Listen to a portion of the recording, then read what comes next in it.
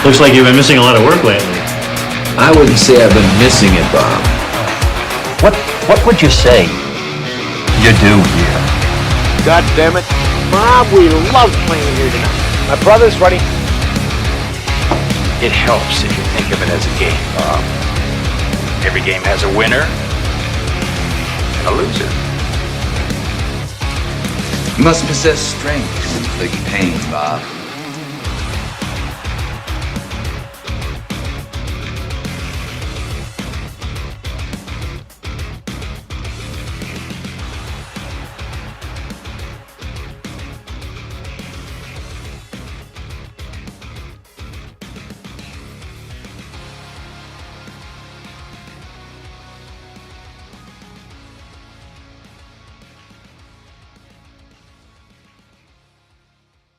We're going not live. Restart that thing. All right, welcome to episode 60 of the TwoBobsCast. We are a rock and metal A to Z podcast.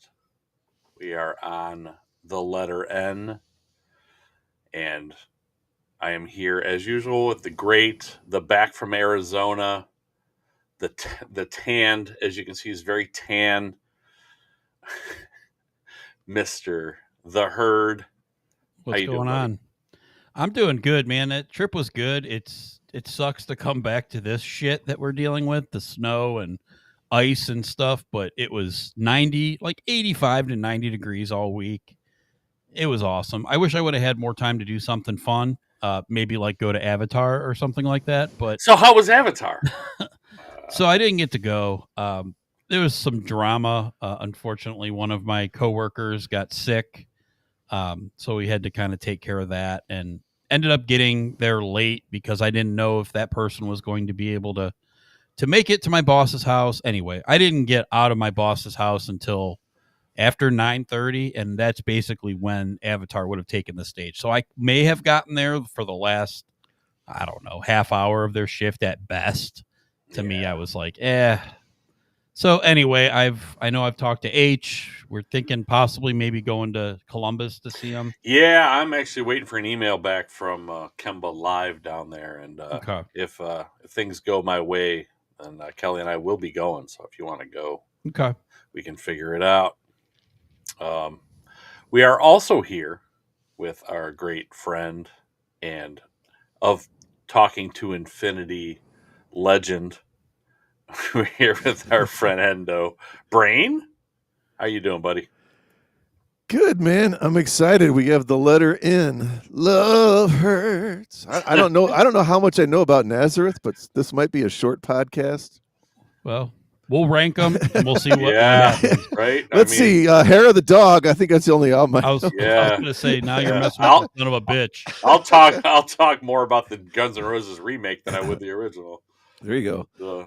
No, dudes, it's great to be back. What is this? The third time you guys couldn't find anybody better? Basically, yeah. Yeah, okay. Now you're here for your 9 Inch Nails knowledge, sir. Kill Switch, Rush, and then as Mr. H stated, today we're talking about 9 Inch Nails.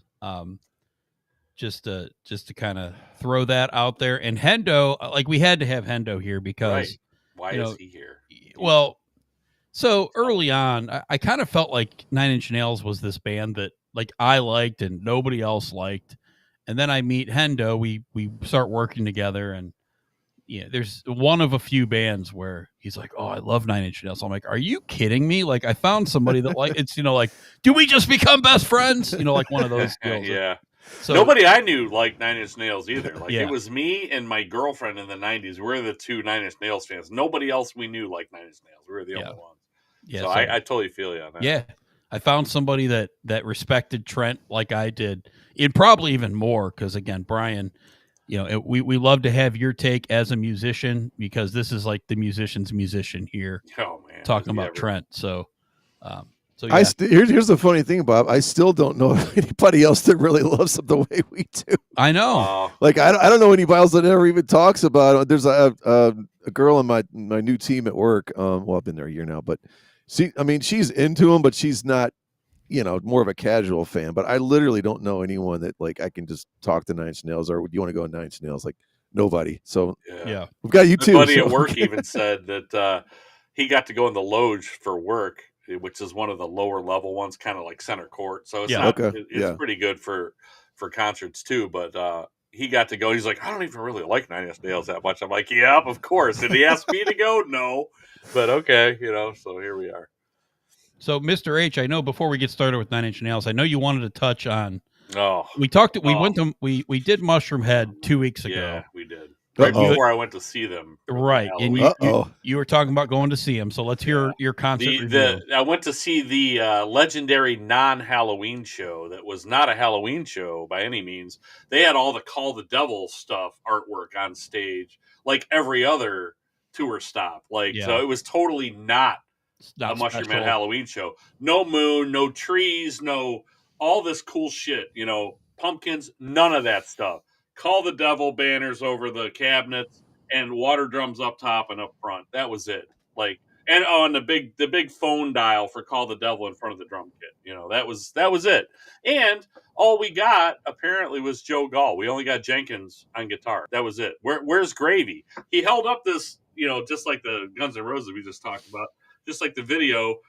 Like, where's Izzy? He had on the back of his guitar, it said, "Thank you, Cleveland." It should have said, "Where's Gravy?" Because we only have one guitarist all night. They have two guitarists in the band. There's probably 19 guys that play guitar in this band. Nobody in the area could have come and played, the other part for us. No, Right. In Cleveland on Halloween, no. It's too much to ask, I guess. So, did they sound great? Yeah. Was it the same set list they did every single night on the tour except for one song? Yes. It was exactly the same. Like, what are we doing? This is the legendary 30-year Halloween show? Are you kidding me? What a joke, man. So they kind of pissed me off, so as you could tell. But, it's like they sounded great. They played 4 songs off of A Wonderful Life, which is their worst album, in my opinion. That doesn't help. But they sounded really good. But other than that, nothing about this show. I'm like, why am I paying for this? Why is this the crown jewel of Mushroom Head shows? It was a joke. Yeah. Could have saw them in Grand Rapids. It would have been the same exact show as this one, or Indianapolis, or wherever. Yeah. Fort Wayne. That's ridiculous. I mean, again, Yeah. I know I they've didn't pay a always lot for kind the of ticket, done. so I don't have a lot to really complain about other than that. But if you're going to call it the Halloween show, make it the Halloween show at least. Right. Even if you can't give us all the members. It was bad. Did you go to the Killer's Confession show, or is that hadn't happened That's November 29th. So Okay. I actually, although the venue was questionable, I can't get them to contact me back at all for Yeah. whatever.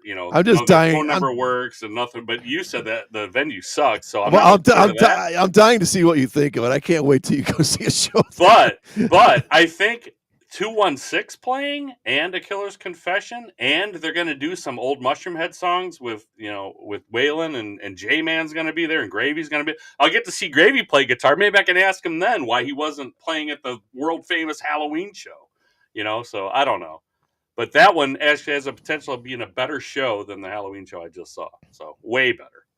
So I'm actually looking forward to that one even more now after that. So it was garbage. So, and all I read was all this love fest on Facebook, on their official Facebook, this love fest. Oh, I took my son. It was the greatest show we've ever seen, and blah, blah, blah. I'm like, are you kidding me? You guys have no idea what you're talking about.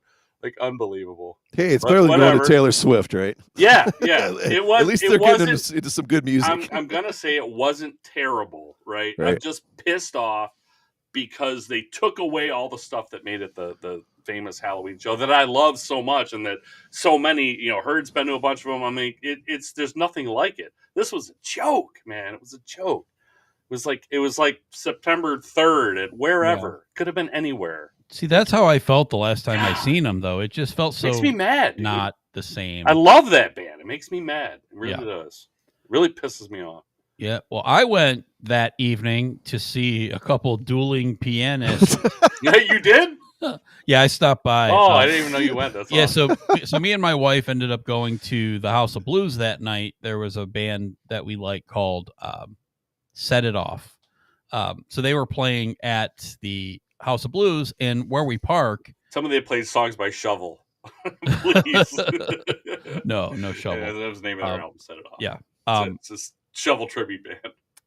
So the parking garage is literally right across the street. So we're walking back, and I told my wife, I was like, we should go just stop in. She's like, it'd be so stupid if we didn't. Like, we're right here. Yeah, you have to. So we hopped in for a little bit, and it was we ended up watching the World Series because that was Game 7. Nice. That was great. So that was fun. But we only heard like 3 songs from them, and then they went on break, of course, right when we got there. Yep.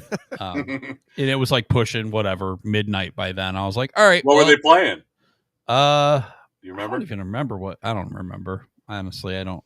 I've seen the dueling pianos like four or 5 times, so I forget. If you've seen it 4 or 5, you've seen it 4 or 500 probably. Maybe most likely, yeah. Yeah. It's funny. I feel like it's always like one of them like beatboxing too. It's pretty funny. It's cool. It's pretty. Yeah, cool. I still haven't seen him do that. Yeah, you got to check it out. I have not seen him do the dueling pianos. We will. I mean, I'll bring Kelly. We'll go. It was funny that night. I was telling Bob too. It was like, it was one of those nights. Okay, I get there. There's 7 people at the Wild Eagle downtown. 7. Yeah.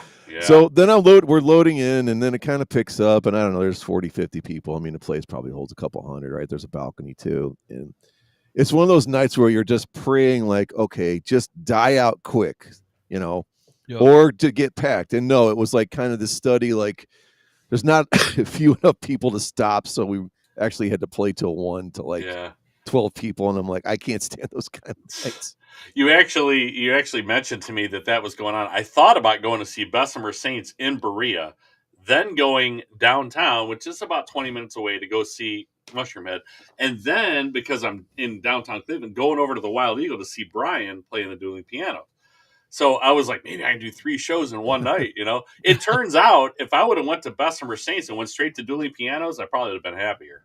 Skip the Mushroom Head. Well, and that was the highlight of the evening, right? But that's how it goes. As Bob said, the game definitely helped us. We were like, Nice. we were just kind of playing off it, like, okay, everyone's watching the game, so we kept turning around. It was right behind us. Like, I got home at like the bottom of the 8th inning, and I got to see the whole rest of the game. I was home because usually, I mean, literally, I walked into the Agora, I walked up, I looked at the merch, I went to my seat, I sat down. And like within 30 seconds, easily the lights went off and the curtain went on. And they started playing SpongeBob SquarePants. And I was like, nice. I didn't even know Mushroom Head was going on at 10:30, but it was like 2 seconds. I didn't see any opening bands. Like it was really, really good timing. But yeah, nice. It turns out that it just wasn't a good show. But okay, right. Oh well, but that's not why we're here. No, we're definitely not here for that. We'll get started because I know we'll probably have a lot to say here. Just, before I get into 9 Inch Nails, just kind of an update of what we're going to be doing. So we decided, we kind of went through their albums. So we're not going to do any of the instrumental stuff, the ghosts, all that. We decided no. And then we're not doing any of the EPs except for the most popular early one, which we'll talk about here in a little bit. Just because it's so important. Just because it's huge for them. It was a big part of their career. So we're going to talk about that. So we actually are going to end up ranking 9 albums. 9 releases, I guess. Right, 9 releases. Yeah. There's probably like 4 or 5 EPs we're not going to touch, but yeah. And with this band, Trent has done a lot of extra stuff, soundtracks. We're not going to do all that stuff, but we could be here for a day doing everything that he's done. So so we had to draw the line, and this is where we kind of landed with it. So we'll head from there. 9 Inch Nails, formed in Cleveland, Ohio in 1988.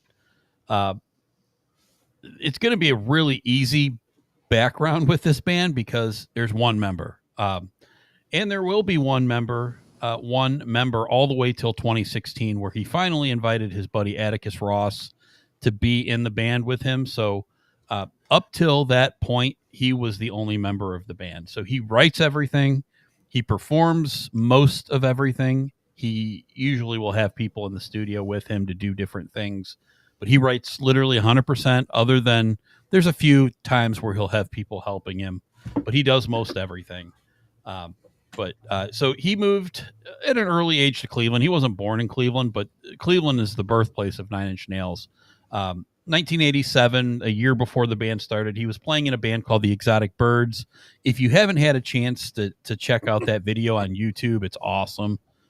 They're on some like Cleveland morning show or something like that, playing a song. It's great seeing him in the background. They're playing keyboards for this band. So, but ultimately, this band introduced him to who ended up being the first manager of Nine Inch Nails, named John Malm Jr. They became friends really, really quickly, and again decided to become his manager. So at the time, Trent was employed as an assistant engineer and janitor at a place called Right Track Studios. And basically the owner of this studio granted him free access to it, making the joke that says, it's not going to cost anything other than a little bit of wear and tear on our tape heads. So he obviously was like, go ahead, go for it. And Trent, being Trent, built everything up from the ground up and started doing demos. Basically because he couldn't find a band that he felt could articulate what he wanted to do, which, knowing Trent now, it makes perfect sense. Like, it's like, I don't want to be in band with people. Like, I just want to do what I want to do. And that's the way that he did, the first couple albums. He just sat down and played with loops, drum loops, and different things, and was like, all right, this is my song. So he was really inspired by Prince, huge Prince fan. This kind of inspired him to play all the instruments himself, except he never really played drums. If you listen to all their stuff, most of it is not real live drums. Usually he will hire somebody to do drums. Like he's had like Josh Freese with him. He's had Dave Grohl do like an album with him. I know Brian's excited to talk about that album. Little teaser there, but he basically played every instrument except he didn't play a lot of live drums. He just did a lot of looping with it. So other interesting fact, there's a lot of rumors about where the name Nine Inch Nails came from.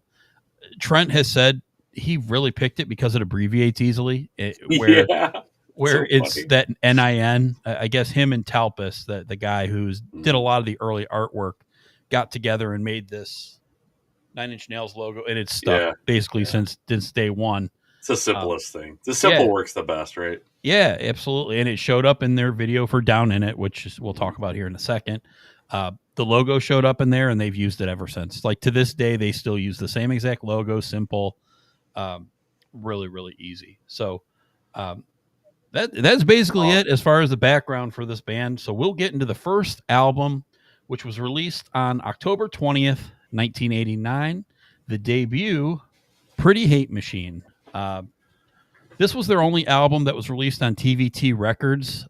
He actually had a bunch of different labels that wanted to sign him. He ended up going with TVT Records, and it didn't take long for that to blow up, because after he released Pretty Hate Machine, basically wanted control of everything, and Trent was like, yeah, no, that's definitely not going to happen. So he's a one-man band. Of course he wanted control of everything. Are you kidding me? Absolutely. So he wanted to do everything himself, which basically led to this ugly divorce, of which he was actually recording the next album, which ended up being the EP, in complete secret, because he didn't want anybody to hold him to anything or try to delay it.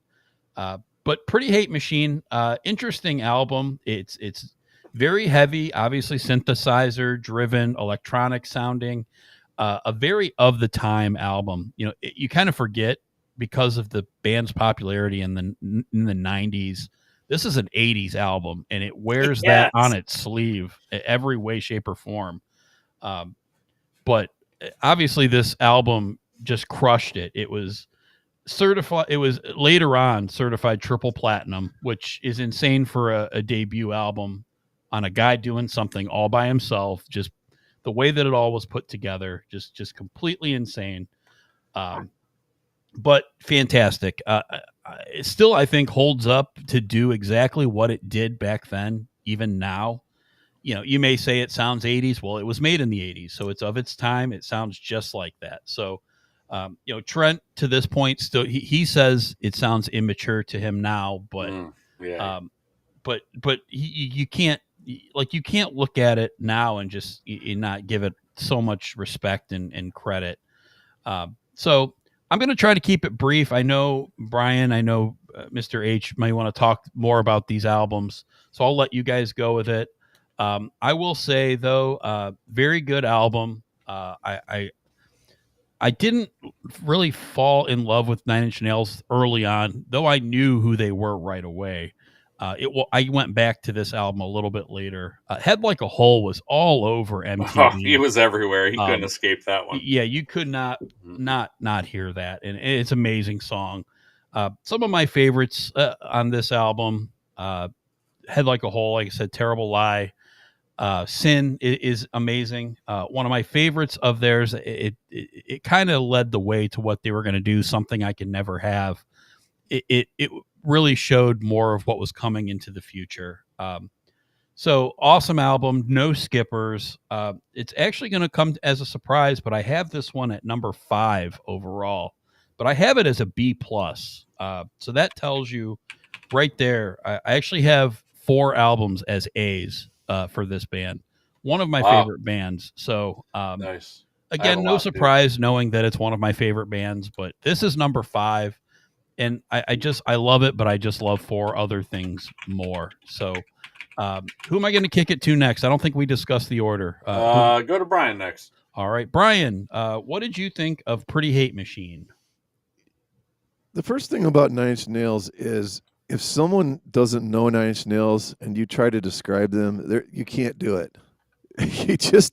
you just know it if you hear it. I think it's one of those bands, and we talked before. You said you don't find a lot of people that like them. There's just not going to be middle ground. It's either I just don't have any idea or like what Trent does up there. I think it's pretentious, whatever. Or people just totally get him as an artist. The other thing I think that's interesting about Pretty Hate Machine is it's one of those albums where Head Like a Hole, the single, that has nothing to do whatsoever to me with what this album sounds like and what the rest of it is. Yep. And honestly, that's a good thing because it kind of has a little more of that heavier Ministry kind of vibe. And if this whole album sort of had that, I think it would be kind of derivative and generic, but he pushes the envelope so hard with some of these 80s synth sounds and, the sounds he's getting on Terrible Lie and, Down in It. And just, the echoing stuff he has going on, like it gets those chants going and like Sanctified is so damn good with that thumping bass, and that's probably the kind of stuff he listens to now. And he cringes when he hears that, just the tone of it. But to me, man, that's where you were. That's what you were at that particular time. Trying to clear my throat here. But anyway, so my take on this album is it's a guy who's experimenting, trying to find what he is. The Prince stuff is definitely on full display. I always hate, and my co-host John is the biggest Star Wars fan ever. Mm-hmm. I don't like the whole go back and remake Star Wars, put in extra stuff in episode 4. Mm-hmm. So when Trent goes, I cringe at that. It's like, dude, you can't cringe at it now. You know what I mean? Because you have to look at where you were at the time and what it was. And there are times when sometimes I go back and I wonder, I don't know, is this getting stale? Is this getting old? And then I come back to it again later, and I'm like, no, it's I'm like, there's just something about this album. Like, there's just old. No, it doesn't. There's something about it. It reminds me a bit of Breaking Benjamin in the sense, like I can feel so good when getting so depressed. Okay, that's true. Yeah, yeah. Whether or not you like the band doesn't matter, but it's just that. Yeah. Good lyric. I was like, oh, he's going to tie this. But it's that. Yeah, it's that idea of God. This is. There's nothing uplifting or exciting. No, not exciting, but joyful about any of this. No. And as we go on, I think I actually finally found one song where he actually had a major key in the chorus and was playing some major chords. Yeah, nice. Which was kind of hilarious. But for me, yeah, I mean, there's nothing on here that like, I don't know. Maybe the only one here maybe that's kind of goofy now is like That's What I Get. Maybe it's a little bit. I don't know. The only time maybe, but. I mean, Terrible Lie, absolutely love. Down in It, I think it's great. Sanctified, Bob said Sin. That's a great song. That that stuff echoing. Trent has a way of, and I'll talk about this later, just throwing that echo on stuff. Just little spots here and there. You don't use it all the time. Ring Finger, such an underrated, amazing song, man. I mean, it's like depressing as shit, but I mean that beat, you're like dancing around to it almost, like, I mean, nobody wants to picture or see me dancing for that matter, but Same, but there's a lot of that Nine Inch Nails for yeah, sure. yeah, No yeah. doubt, I mean, no yeah, doubt. you just start moving around and you're Yep, just you like, can't help it. You have to. no, man. I mean, he has a way of, and that's Yep. what Prince does. Even if you hate, like people be like, I can't stand this Prince. This is the worst thing ever. And then they're sitting there bobbing their head, or Yep. they're flicking their feet or whatever. And yeah, so trying to rank this was difficult. So true. Oh my God. I'm gonna put it as my. We tell our ranking and our grade now, right? Is that what we do? Yep. Okay. Sure. I'm putting it number 2, and I'm gonna give it an A-. Okay. All right. This album, man. Oh, goodness gracious. This is the best sounding independent low budget album I've ever heard. This album, it sounds incredible now, and it's been 36 years since this came out. This album, it's all over the place in your headphones. It sounds so incredible. It still to this day, even the original version, the remix one is just all the levels are up a little bit, but the original version, it sounds so good. The bass on Sanctified is, oh my God, good. It's so good. It's incredible. It's simple, powerful, hypnotic. And then you go into the Halloweenish greatness of Something I Can Never Have, which is what you were just talking about, Heard. Like that song, it's absolutely beautiful. It is beautiful. It's so good. The bass line on The Only Time, is amazing. Also, it's just simple and killer and drives the entire song. You could tell he writes a lot of these songs on bass, I think, because there's a lot of them where I'm like, yep, it just fits. And then he just adds the layers on from there. There's so many songs that start like that. It's just, man, this guy.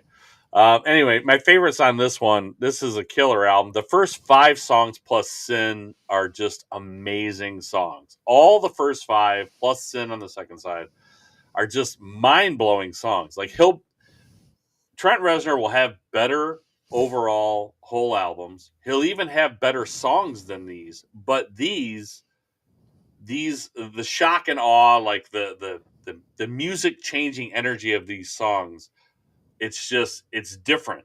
The reason it sounds so fresh and it doesn't get old is because it still sounds like nothing you've ever heard before, right? It's like Depeche Mode and like Aha, but like in a hard rock heavy metal version of that, like a really dark version of that. It's fantastic stuff. It's so good. It's so good. Anyway, it's I have no skippers. Like I can't even imagine what I would skip on this album. I'm just mesmerized when I hear this album on my headphones. It's incredible. I have this as an A. I have it as number 2. I don't think every song is iconic here, but in total, this album is iconic. The fact that he did it all by himself, the way that it sounds, the songs that are on here, like the timelessness of it, that it still doesn't sound like anything that you've ever heard before. It's amazing. It's hard not to give it an A+. It really is for me. It's right there. It is right there. It's just a couple songs just aren't up to the rest of them for me, but it's right there. So I have this at number 2 and an A for Pretty Hate Machine. Love this album. Part of it might be because of the time too, because this is when I was just really into them and I couldn't get enough of them. But I remember seeing him in the Downward Spiral too, and Something I Can Never Have is the last song they did.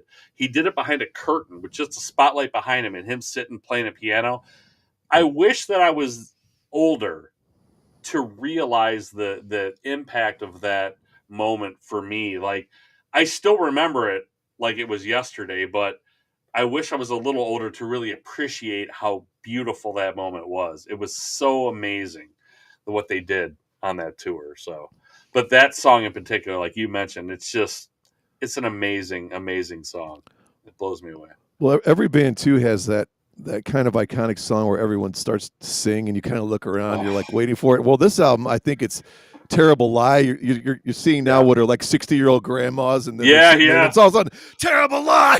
Everybody brings their fist and weird, right? Yeah, like they don't say anything else in that whole song. And everyone just gets up and screams Terrible Lie, and you're like, I just think like aliens come down, they see a Nine Inch Nails concert, everyone's shouting out "Terrible Lie." Like, what the hell's going on here? What are these people doing? But yeah, Down in It, and then Sanctified, and You Make This All Go Away. Those three are just amazing. It's an amazing sequence of songs that I can't get over. And every time I hear it, I almost can't shut it off physically until the whole three songs are over. It's so good. Yeah, and the one last thing I'll say about Pretty Hate Machine, Trent has done amazing things with those songs live. Still to this day, that's a whole nother topic in it its is. own. Like it is. You're right. What this guy is capable of doing is phenomenal. Yeah, the live shows is a whole nother thing, and I'm sure we'll bring it up a bunch. But man, there's just nobody that does it better production wise. That the lights, the screens, just the live sound. The way I'm sad I missed it here. Yeah. I really am. And we might go February 20th because I think he's in Columbus. Okay. If I can, that's Kelly's birthday. If I can talk her into going for her birthday to see Nine Inch Nails, but I mean the show I watched. Somebody filmed it from. I'll make this quick. Somebody filmed it from right in front of the stage, in the middle stage. There was a stage A, stage B. He was kind of in the middle of the audience. They filmed it from the corner of the middle stage, so you got to see the perspective of the main stage and what was going on there when that was going on. And he started on stage B in the middle. And you've got to watch it. It's incredible. It sounds incredible. And I'm like, why in the world did I not go to this concert? That was so stupid. And then I heard my buddy went in the loge. But anyway, so yeah, I really would want to go see a show on this tour. And they're coming back to this area like in the end of February. So absolutely. Man, so good. So next album we're going to talk about, of course, is the EP that we talked about, Broken. The second major release. It's not considered an album, but released September 22nd, 1992. This was the first, once it was released, it was the first release under Interscope Records, which Trent was able to do his side label under them, Nothing, which he releases the next few albums on. Basically, like I alluded to before, the label that put out Pretty Hate Machine, TVT, wanted him to do a second album just like Pretty Hate Machine, and he did not want to do that. He wanted to just leave that be, move on to something else. So he in secret recorded this album. Another interesting story, he rented out the Tate murder house, which he then referred to as La Pig. But he rented out this place and put his recording in there and recorded this album in there. So Broken came out of that mess. He had different monikers at the time that he was recording this under, because he did not want this TVT label to take this and release it or make changes to it or whatever they wanted to do. But luckily, he got in close with a guy at Interscope. And basically, the way he describes it, in quote, he feels like he was slave traded, but it ended up okay for him because Interscope was really cool. Obviously, they allowed him to do whatever he wanted to do. Yep. And was like, oh, great, we will release this. So Broken was released, and my God, what a difference in style of music. Yes. This guy, again, everything that we just said about Pretty Hate Machine, in Hendrickson talking about, Head Like a Hole. Well, this one basically picks up where Head Like a Hole left off. This album is angry and vicious, and I would never ever say that Nine Inch Nails is a metal band, but these albums here, it really crosses that line of really getting to metal, and these songs are brutal, but oh my God, this is phenomenal. And again, this is why we had to talk about this, because when this was released, people were probably shocked. I was really young, I don't really remember, but after hearing that album of Pretty Hate Machine, putting this on, just going to that build up with the sounds into Wish, right into Last, I mean, this album is awesome. I absolutely love this. Another one where there's absolutely no skippers for me. It's just brutality. And the thing about Trent writing, we'll talk more about this, is he's a very personal writer. Like every one of his albums, but one is personal feelings and how angry he is and all the things that he's mad at, like all the feelings he's feeling. So this album was the first, it really, really came out to showing all of those things. So like I said, Wish, Last, Happiness and Slavery, I'll always kind of remember from the Woodstock 94, I think it was video. Yes. Doing Happiness and Slavery in the mud. Yeah. Oh my God. But everything on this is awesome. Maybe the moment of that whole Ozfest, really. Or Yeah. That whole Woodstock. Woodstock, yeah, for sure. We have an Adam Ant cover on here, a physical. It was a hidden track. I think it was like after Gave Up, it went through like 40 tracks and it stopped on like number 50 something or another, and Physical came on, and then another 10, 15, 20 tracks, and then you get Suck. But man, this album's awesome. Again, no skippers. This is all good, all brutality, no filler. To me, this is one of the A albums. This is an A- for me, and it's number 4. Again, you're kind of seeing where these are laying out for me, with Pretty Hate Machine at 5, Broken at 4. Everything they do, it sets the bar higher for me personally. And this is one of those bands I was raised in it, in the middle of it, so I feel down in it. I was down in it. It wasn't meant to last. I did not give up, but I wish it didn't suck. Oh boy, you and Brian are the masters of this. We could be here for another 10 minutes listening. I know. To these. Don't get us started. So, yeah, right. So Broken, I love Broken, A-, and number 4, Mr. Hendo. What did you think of Broken? Hendo?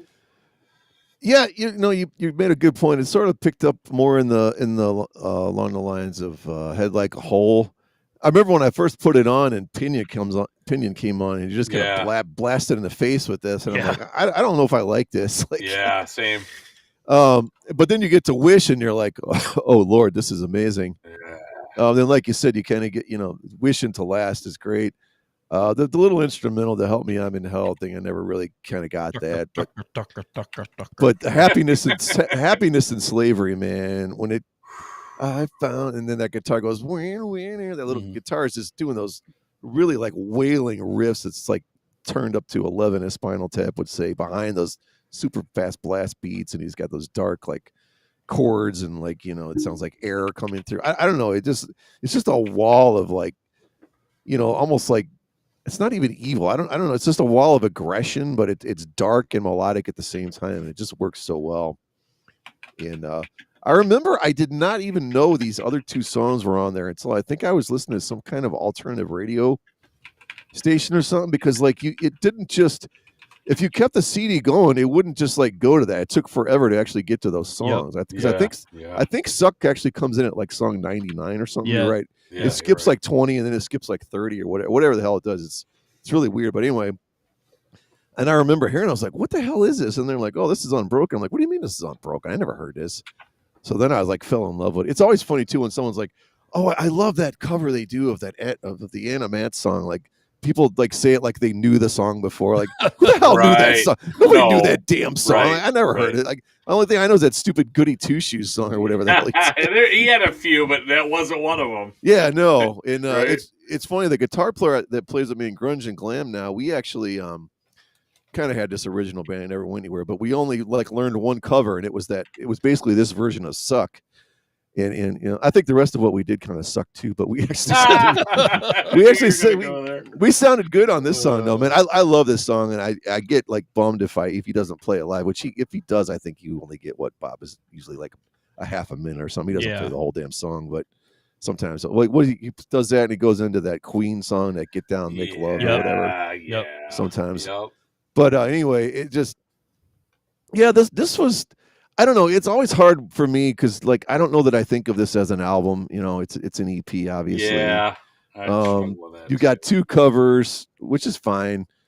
I ranked it low mainly for more of just kind of a lack of content. So I have it 6. I'll go ahead and give this I'll give it a B minus. What I like on it, I like, but it's like I said, it's more kind of just not quite enough of it for me. Because I mean, honestly, if you take out the 2 instrumentals, we have what, 4 songs, 4 originals, yeah, 4 originals, right? I mean, so I don't know. It's just more more like an, when you get graded, it's like an incomplete. It's like I don't know. Is it better to get an incomplete or a B minus? I'll take the B minus. Yeah, for sure. Yeah, right. So yeah, You put it don't at have to redo number the 6. whole thing. Okay. Yeah, no, put it at 6 as a B minus. Sounds good. Yeah, I struggle with this one too because it's an EP, but at the same time, for the longest time, this would have been probably my number 1 album by them, even though it's an EP, because it's so heavy. You guys both nailed it. Like, it's so heavy. Oh my goodness.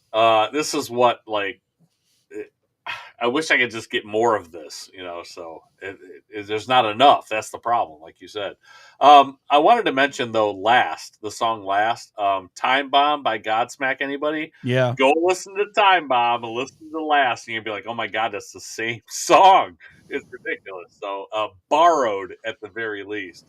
Anyway, and Suck kind of sounds like a Chili Pepper 9 Inch Nail mashup, and that's not like the first or last time that I'll compare like somebody else contemporary to 9 Inch Nails sounding like they mashed the song up with another band. So, but anyway, that's one, and it's not a bad song, but like you said, it's just way at the end.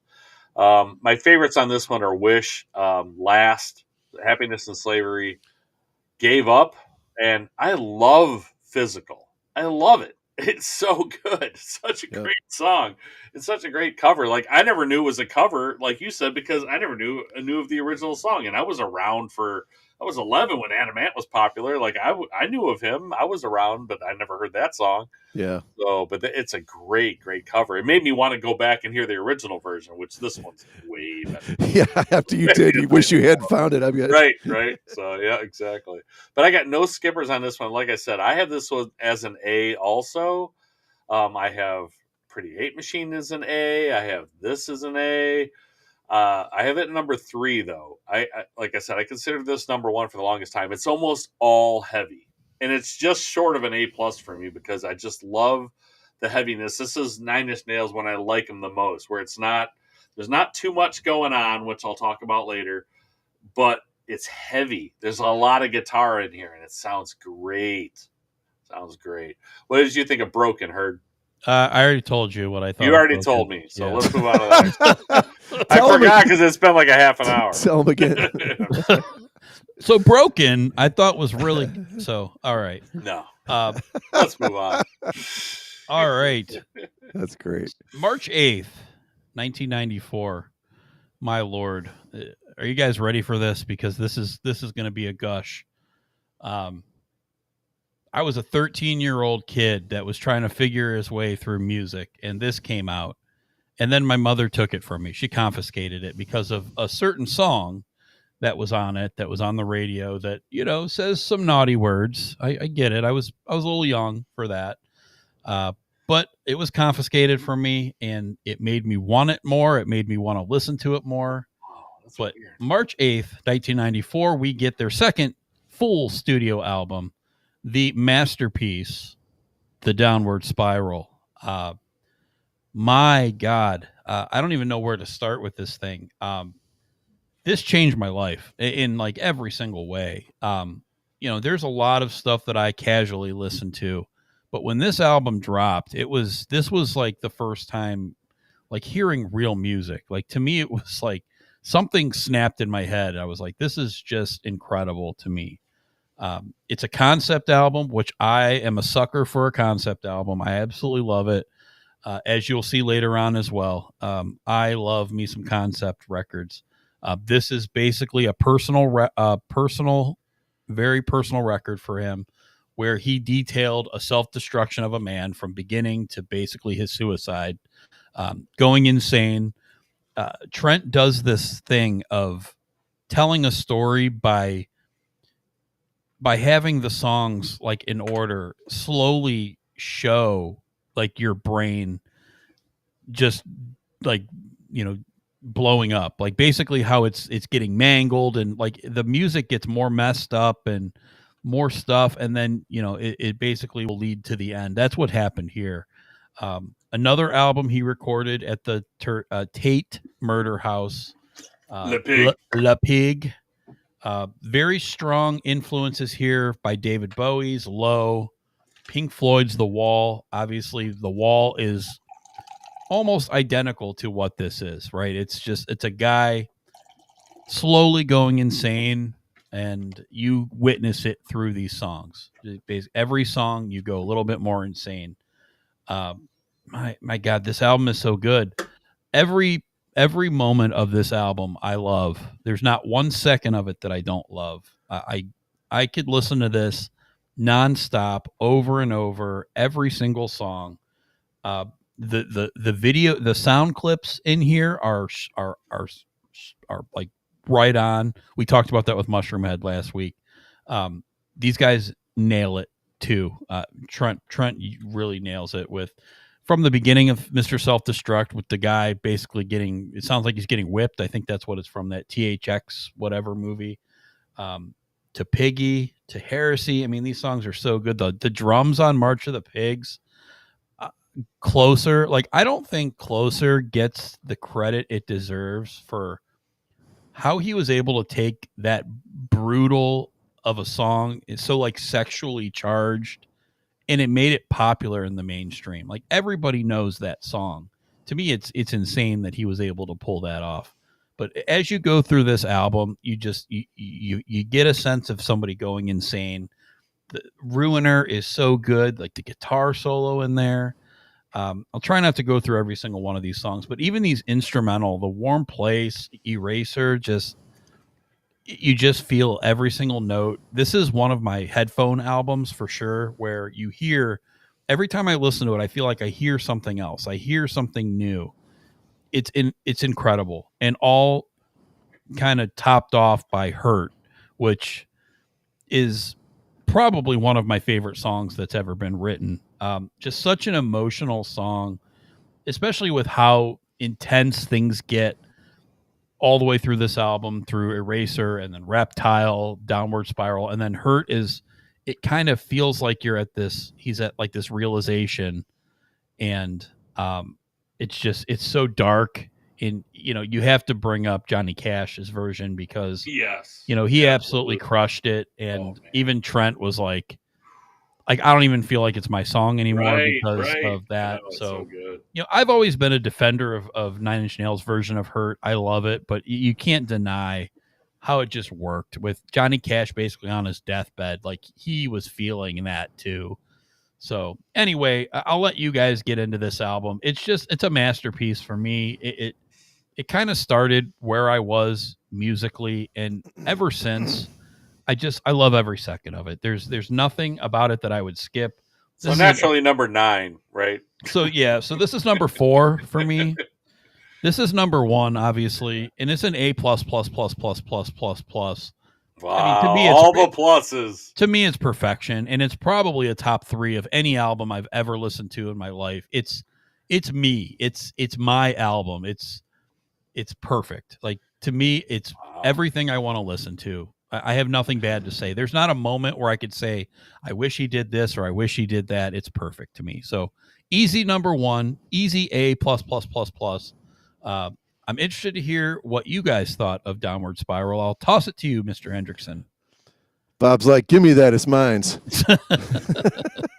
Word. So quick story on this one. I want to backtrack a second because I missed something I wanted to say about Broken, and it applies to this. There's a certain producer that had a ton to do with this album as the last album as well, by the name of Flood. Yep. Flood. We've talked about Flood before. Yeah, we have. Okay. So, and Bob knows my love for this album, but 30 Seconds to Mars, This Is War, I think is one of the most incredibly produced albums of all time.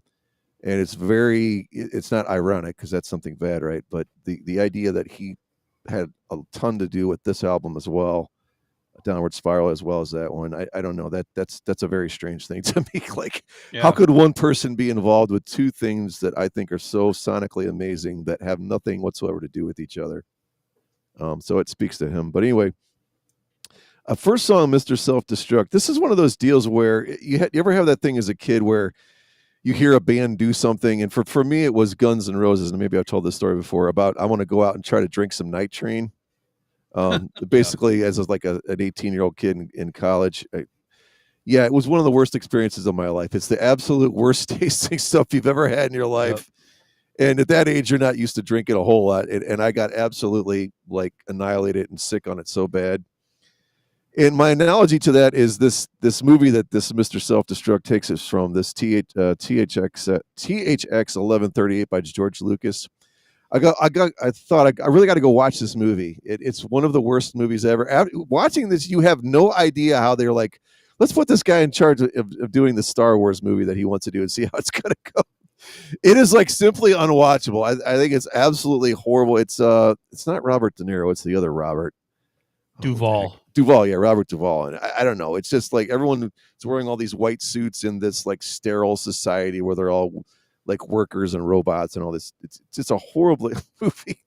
But it just speaks to like when you get influenced by something, you're like, well, this guy thinks it's cool and he pulled it from this, so now I want to go watch this movie. And you're like, no, I kind of wish I had not because it's so bad.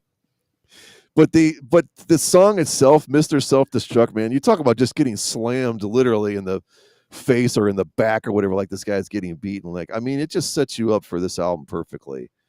And one of the things I like about it too is we do get a decent amount of live drums on here. And the way he kind of bounces out, like, okay, I want live drums on this. Let's go back to electronic thing. He has a really good way of balancing that out on all the albums. But like Piggy, man, I mean, that little groove that sucks you in. It's just, you're kind of like, you're sort of like lost.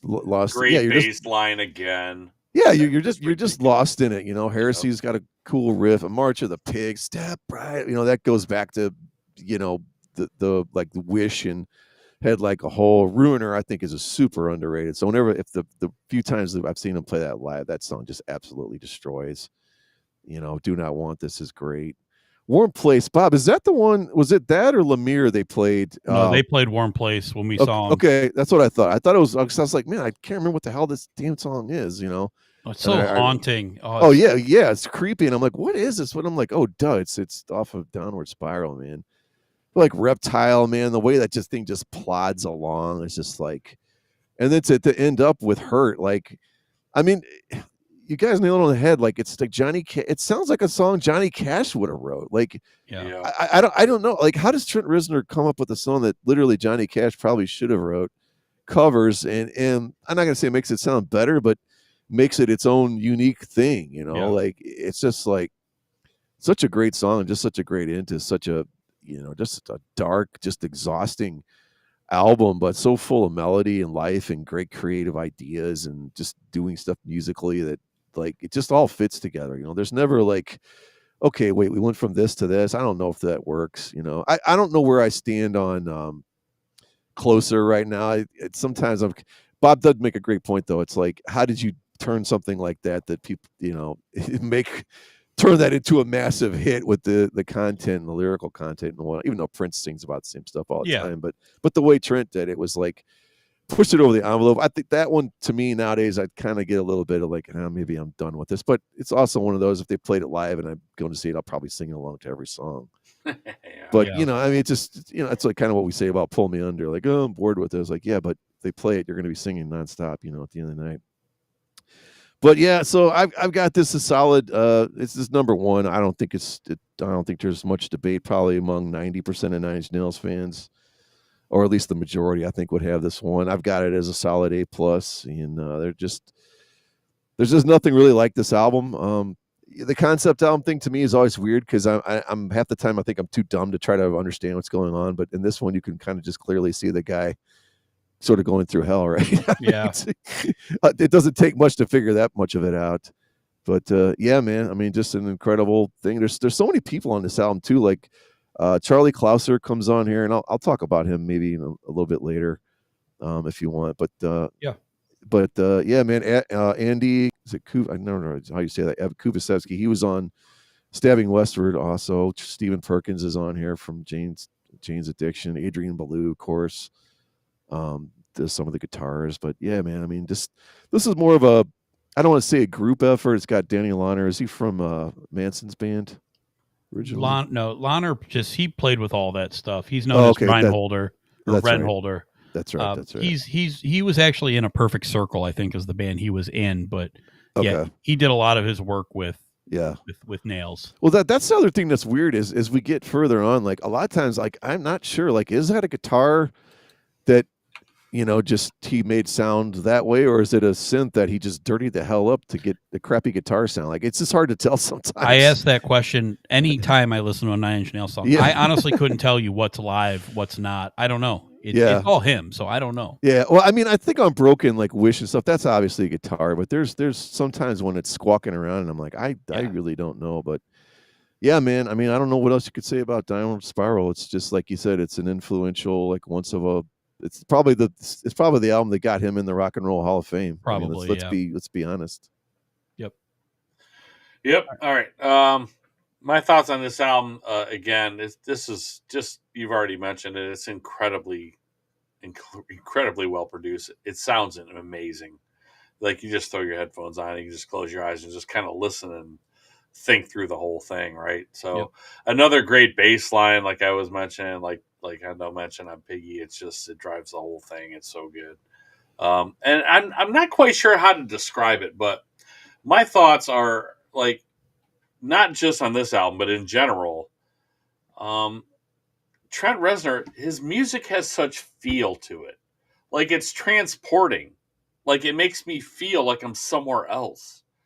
Like it's incredible how he can do that. It's incredible. And it just keeps happening over and over and over again. And I don't know how he can make me feel like I'm just in a whole other place. It's amazing. So I also wanted to comment on the Dead Souls remake of the Joy Division song that was on the Crow soundtrack. And it was released after this album, but I think he recorded it before this album came out. I wish it was on this album because it's unbelievably excellent. It's so good. Yep. And I really wish it was on this album. My favorites are Piggy and Heresy and March of the Pigs, Closer, Reptile. Hurt is absolutely amazing. I also love the Johnny Cash remake, and I love them probably equally, which you can't.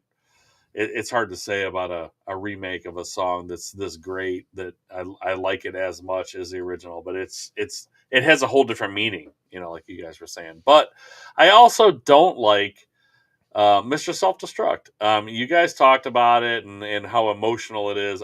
To me, it's kind of just noise. It doesn't. I don't know. I need a song there. It doesn't feel like an intro to another song. It just feels like it's its own thing. I don't particularly like it. So that's my contradiction on this one. I know you guys both said that it just sets the whole album up, but to me, it's just kind of off-putting. I don't really care for that one at all. And I don't care for the Downward Spiral song itself either. Song 13 right before Hurt. It doesn't really feel like it helps me lead into Hurt. I just don't like it. But maybe that's because the story maybe doesn't connect as much with me. I don't know. But I don't feel the story like you guys do. So, and I'm a huge Nine Inch Nails fan, and this is not number one for me. So, it's not. Maybe I'm in the 10%. I guess I'm zagging when everybody else is zigging or something. I don't know. Like the Browns try to do and lose all the time. But don't anyway, into this. I have ruin this our as podcast. I still have this as an A. Like I have 4 A albums by this band. 4. Yeah. Yep. So I mean, it's so hard to rate all of these, but I had this one as number 4. I just don't love the whole thing, but I love a chunk of it, and I really like all the rest. So it's hard to kind of put this one below anything else because I know how important it was and where I was at the time. I talked about going to see this show with the Jim Rose Circus opening where I almost puked because of the things they were doing on stage. Like it was disgusting. It's like a serious circus sideshow. It's ridiculous. But these guys were blow me away good. It's one of those top shows I've ever seen in my life out of hundreds, maybe thousands, like that I'll never forget. You know, I'll never forget where I was, who I was with, the songs that he was playing, the moments. I'll never forget it. I'll never forget the beginning of it. I'll never, like March of the Pigs. I'll never forget the end. You know, it's so memorable to me. It's so hard not to put it. 1, 2, 3, and 4 for me are so hard to Yeah, no, I judge. get it. Man, I it's get it. crazy. So I had this number 4, and I have it as an A again. So let's move on. That's all I right. got. No, that totally get it. Yeah, It's hard. It's right there. I have It's 4 just, A's man. too, so again, I know Yeah. how hard this is. But we move on to their third record. We had to wait 5 years till we get our next record from Yeah. 9 Inch Nails. Now this is the point where things were pretty rough for Trent. He was in a rough spot here. He very drug addicted at this point. He's going through a lot of personal issues. Just a really, really tough time. So it did take him a long time to do this. You mentioned the Crow soundtrack doing the Lost Souls. This is also the time we got Burn from the Natural Born Killers soundtrack, Yes. which is phenomenal. This is also the time we got Perfect Drug from the Lost Highway soundtrack, the David Lynch movie. 97, Yep. So this It's a great song too. Yeah, we got a little pieces to tide us over. And I remember the build up for this album. There was leaks and, press releases and things like that. And I was just like, man, give me this album. And I remember they were supposed to be right before the album dropped. They did the MTV Music Awards, and I was there in front of the TV waiting for it. And they were supposed to play, I think, Somewhat Damaged, but they ended up playing the title track instead. So that's the first time anybody ever heard that song, The Fragile. And my God, this is another one, guys. This is another one. Released September 21st, 1999. Finally, like I said, 5 years after the Downward Spiral. This is a lot of material. This is a double album. And I'll just tell you right off the rip here, the one reason that I do not have this as an A+ is because it's just too long. It's one album too many. Well, I think it's probably like a quarter and a quarter. So it's probably overall for me like a half an album too much, because I think so they released this as right and left, and I think the left is perfection for me, and I think the right is kind of hit or miss at times, but overall, I absolutely love this album. There's so much great stuff on this album. It's really hard for me to dock it. The only way for me to dock it is just not to give it an A+. Instead, I'm going to give it an A. But as I mentioned, the left and the right double CD, and I think a double album's ultimately a bad idea. I wish they would just do Use Your Illusion 1 and Use Your Illusion 2 with this, something like that. I can only think of 2 other albums I like that were double albums, probably the Zeppelin's Physical Graffiti, and then probably Melancholy and the Infinite Sadness. That's about it for me. To me, everything else, don't do a double album. It ends up hurting it, I think, more. But starting with the left disc, again, perfection. I absolutely love every song on the left side. Somewhat Damaged is insanely good. I love The Day the World Went Away. Just the na-nas at the end. It just it sticks in your head. I'm a big fan of the na-nas. Definitely love the na-nas. The Frail Into the Wretched is, again, probably one of the best moments on a 9 Inch Nails record for me. Those 2 songs just fit together like the perfect puzzle. And I'll never forget, Hendo played The Frail for me at one of his shows, and I felt special. He's like, heard this one's for you, I think, something like that. Did you and cry? He played The Frail. It was awesome. No, I did not cry. I didn't cry in public. I went in the back and did. Okay. So I gave myself a lot of napkins just to make sure. Thank you, Hendo. So I love you. Couple songs in here, like the instrumental, Just Like You Imagined, I think is epic. I absolutely love it. Even Deeper, probably one of my favorite songs on this record, and just not very well known. And this last song on the left disc, The Great Pillow, it's hard to listen to. It's so dark and evil. Like, this guy was in such a dark place. Like, you think Downward Spiral. It can't get any darker. And then The Great Below. Man, it's tough. But Right Disc has some good moments on it, but this is where I think it lacks a little bit for me. Into the Void is cool. I like the funky little you get like the bass part of the do do do do do. Pretty cool.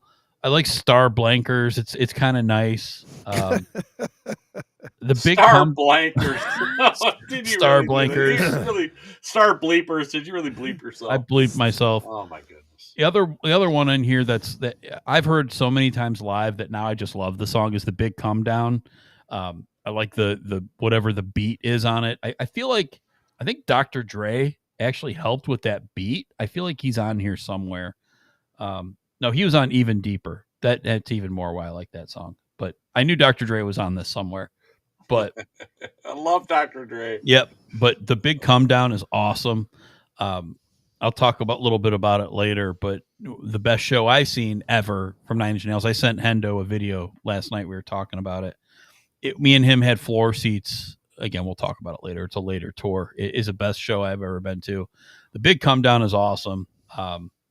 But again, there's some misses here. The Ripe with Decay, Underneath It All. I'm finally looking forward to joining you finally. I mean, they're not bad songs, but to me, there's a little bit more filler on this right side. But definitely. But ultimately, The Fragile is also very genius. I just another headphone album for me. I love it. I just another one. I put my headphones on and I kind of fade away. It's not as epic and legendary as Downward Spiral for me. And it's too long. You know, I will say right off the bat, it's too long. There's too much here. If you cut maybe 5-6 songs off of this, then it's probably an A+ for me again as well. But it's not. It's number 2, and it's an A, and just phenomenal. It's a masterpiece. Again, just a little too long. Hendo, what did you think of The Fragile? You know, it's interesting, and I'm not even trying to do a pun here, but to follow up the Downward Spiral into an album where I kind of feel like he was sort of in a spiral here, and I think he lost control. He lost focus. It's like, Agreed. I don't know. It's the classic, like you see a movie about a band or whatever, and they stayed too long in the studio and it was never right and whatever. And it's always hard to be. I don't want to be like too objective because Trent's stuff, especially, it's so subjective, artistic wise. Yeah. And it's hard to kind of just go, well, this one's good, this one's bad. It's not really, especially an album like this. It's kind of not how it works. It's what you like, right? It's what you like, but it's weird. I kind of disagree with a lot of the ones that Bob like. Like, I just thought from the get go, like the opening track, I don't know. It just felt kind of forced, like clumsy, somewhat damaged. But then you get right into The Day the Whole World Went Away, The Frail, The Wretched. That is a 3-song, just massive banger right there. I mean, I don't think it gets any better than totaling it up here. It's like 12 minutes of just perfection, and they all just flow together. Great. I remember hearing The Wretched thinking, this sort of felt like it was left off of like between. It has equal parts Pretty Hate Machine and equal parts Downward Spiral, and like since when would that ever be a bad thing ever in the history of the world? Right. We're in this together is great. The Fragile, that's good. Fragile. You know, the rest of side one, not all that big on. Lemire, it's like I always want to call this an instrumental because if you sing in French for starters, it might as well be a bit. Yeah, agreed. You know, but the funny thing about this song, and when you listen to it, it's like it feels like Trent Reznor's take on the most depressing Charlie Brown special ever. Like, he has a way of doing those tinkling Schroeder parts, and it's borderline right out of the One Peanuts in the Christmas thing. If you listen to it closely, yeah, you're like, where does he come up with these little things that sort of fit in there? Great Below, I don't know. I think I'm a little higher on the second side than you are. I don't think it's amazing. I mean, the first one we have the instrumental. I would do want to point out again, Charlie Clouser is on this. He produced it, yeah. Yeah, he produced it. He plays some keys and programs. And I was lucky enough. My roommate used to work at Scene Magazine, and I got to do like a total of like 4 interviews, and one of them was with Charlie Clouser. Okay, and it's great because he's worked with Rob Zombie as well, and he also did the soundtrack for oh God. It was after Saw, that second movie with the dolls. You remember that movie, Bob? It's like Dead Silence or something. It's another James Wan Dead movie. Silence. Yeah, is that what it's called? Yeah. Yep.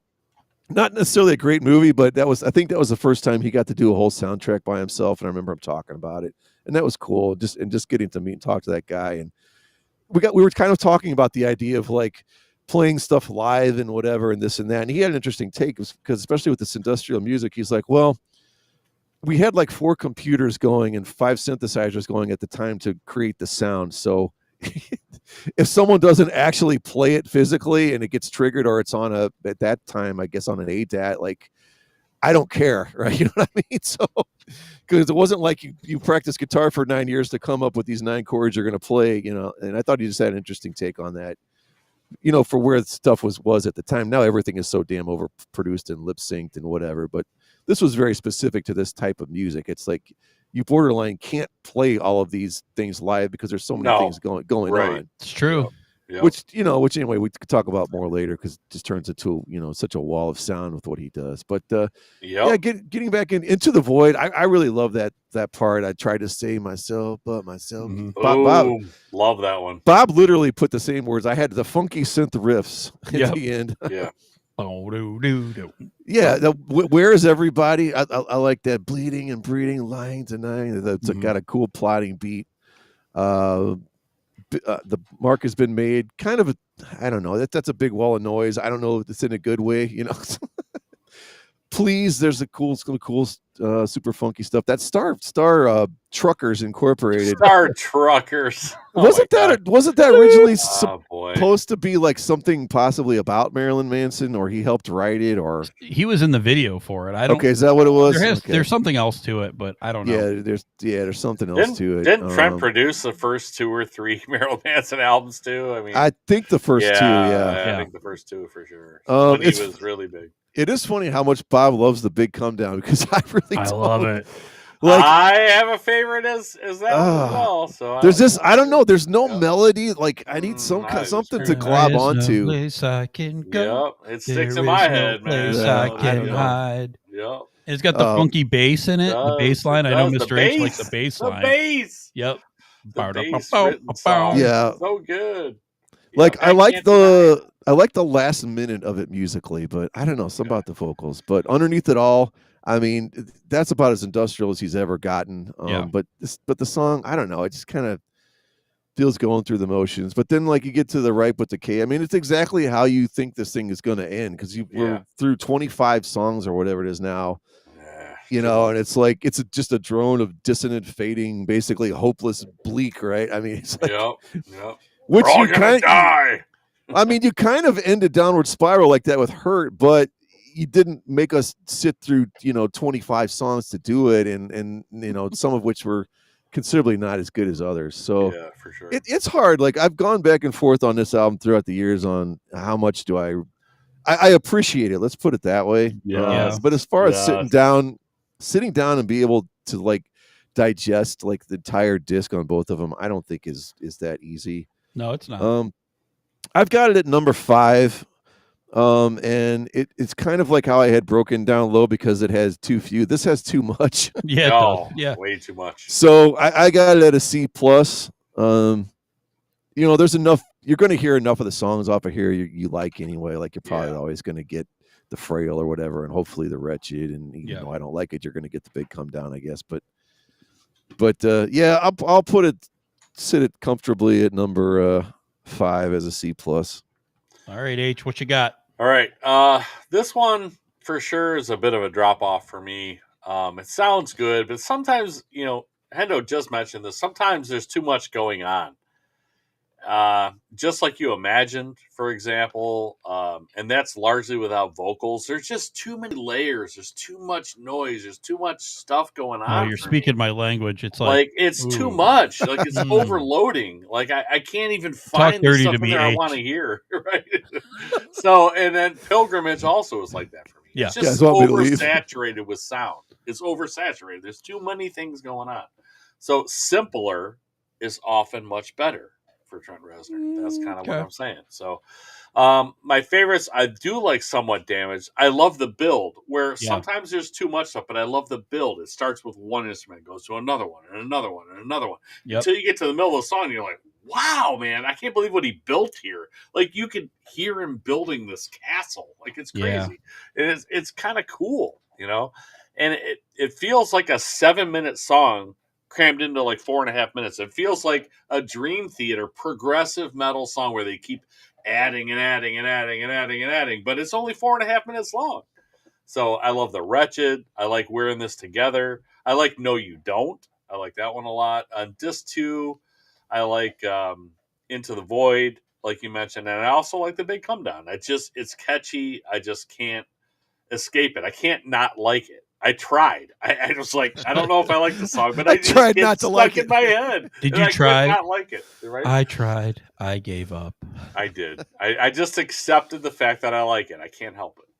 But skippers for me are Pilgrimage. There's not a lot on disc 2 for me that's great, but there's not a lot that's skip worthy either. It's kind of in the middle. It's extra songs that sound cool because Trent knows what he's doing, and like different parts of them I like more than others, but I just can't really skip them because I want to hear what's next. But it's not great though. So, and I also wanted to mention, I love that Static X, and I know this is completely sounds like it's unrelated, but Static X is a metal band that their first album, especially with Wisconsin Death Trip, it came out the same year. It reminds me of a straight metal version of Nine Inch Nails.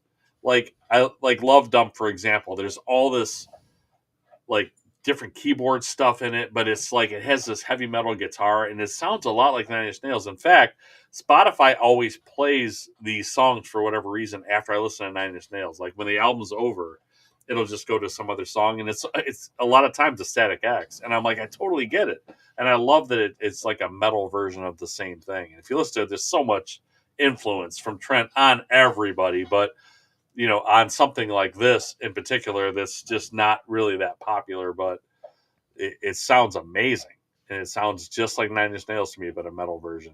So I wanted to throw that in there. But I had this as a B, number 5. It's still solid. It just lacks some of the greater material that's present on the other albums. But there's a lot of songs on here I like. There's a lot of songs to choose from. There's too many. I feel like a lot of it's kind of just filler, but it's not bad. It's kind of worth listening to. It's just not great. So I had this as a B, number 5. What do we got next? All right. Trent went to rehab. Yes, Trent he got did. clean. Trent has been clean ever Trent since. got angry. Trent is totally clean now.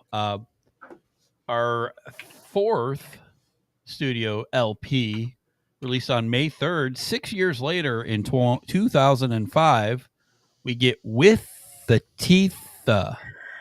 And this one is one that I feel was a drop off. Sober Trent for me. I knew that me liking The Fragile and you guys not liking it as much, you guys were going to have this one way higher because they're kind of polar opposites. Yeah, they are for sure. With Teeth is Nine Inch Nails for the masses. It's Nine Inch Nails that's highly digestible for the masses, but like we all don't know anybody that likes them besides the 3 of us. So no, but be for the masses. Well, it's because it's not like it's poppier. It's rock. It's not in any way metal like the Downward Spiral. This is a rock album. This is an album that's it's for everybody. Now, not everybody likes it, but I think it's the first album or maybe the second. It got to number 1, so people like it, just not people that we know. Our friends don't like it, but it reached number 1 in the U.S. I'm not and your it was friend. certified gold in Canada. Anyway, not your friend. No, I mean, sad. Other than the 3 of sad. us, this album is phenomenal. It's great, but it's not my favorite because of that. It's a different style. It's not the style I love the most from Nine Inch Nails. It's a little safer, I think. There is not as much of the noise that you guys talk about. It's not as much of the wall of sound. And I like that. I like the headphones trying to hear all the things that are going on. These are a lot of straight rockers. I mean, there's a lot of straight rockers on this album. It's simpler, and it's probably because he's sober now. Like, this is a clear head, him writing music. Starts with All the Love in the World. Not a fan. Don't love that song. You Know What You Are is awesome. That thing it kicks. Into the drum beat of Collector, I think, is great. I think the Hand That Feeds is my least favorite single of theirs. I don't ever need to hear that again. Now after that is where I think this album really picks up for me. I love Is Not Enough. Every Day Is Exactly the Same. Oh, so the title good. track and Only is really good. And one of my favorite songs, Sunspots, and then Beside You in Time is phenomenal. So again, I love this album. I just prefer my Nine Inch Nails to be wasted and, I guess, depressing and not talking about all the love in the world and things like that. And but this is it's still Trent. It's still masterful. I still love this album. He doesn't play a lot of it live anymore. This is probably his least visited live album, other than The Hand That Feeds, which we hear a billion times. I'm good with that one. I think once this album picks up, I think it's phenomenal. I think it's really good. 5 to 12 is really, really good.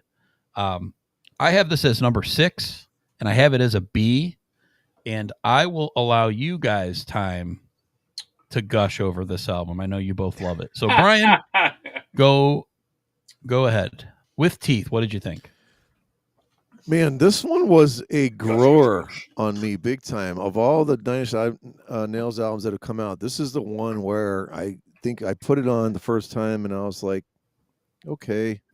And the more I put it on, I was like, man, it's just really felt like comfortable, like just like a great pair of shoes or a great pair of jeans. Like, man, this fits and feels so good. And then the more I dug into it, I just loved the approach to songwriting on this. I thought it was super mature. You know, I mean, it didn't go off the rails. It didn't become like Trent the Wet Sprocket or something. You know, it didn't go like nice, good one. Like that far.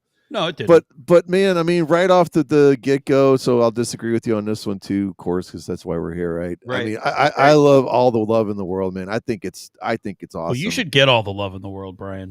Yeah, well, if you love it, you should get it. Yeah. But man, I don't know, man. I love the chorus on this song, that little piano riff. Do do do do do do. It's just a simple, stupid little thing, but it weaves in and out. You Know What You Are. Like Trent has to do his, hey, I love ministry. Here's what, let me prove it to you. Yeah, true. That's kind of like, at least on these early albums, you sort of had to do that. The Collector, I know Bobby actually kind of liked that one, I think. Yeah, I love the groove and the drums and the snare sound on this one. Oh, yes, man. Sounds amazing. The Hand That Feeds, I think I talked about this when we were doing the Kill Switch, that we can't ever do that song title again. It's so dumb. Yeah. I hate the song title. I guess whenever if we go see them live and it's played, I get into it, but I don't know, man. I hate that whole thing. It doesn't even make any sense. It's stupid. Like, I mean, this one isn't as annoying as the Kill Switch one, which I think was a horrible song to begin with, and it had a horrible title. But anyway, that was a different show. I don't Love Is Not Enough. Like that simple, like it's like a desperate guitar riff, but it's so simple and like that's the thing about these songs. They're so compact. You know, like he takes a little bit of a riff, twists it around here and there, punches it up just enough on the verse and chorus, sometimes throws in some bridges. It's just really well crafted. Like, I almost think this is kind of like the Prince album maybe he more wanted to make. And even though none of this really sounds like Prince, other than maybe some of the drums, not as much as possibly Pretty Hate Machine, it feels more like that to me. Every Day Is Exactly the Same. I love the way this song builds. This is the one I was talking about. There are actually 2 major chords in this song. Oh, there you go. Like he's singing in a major key or the chord behind his major, and I'm like, this just doesn't happen for Nine Inch Nails. Yeah, he had to be sober.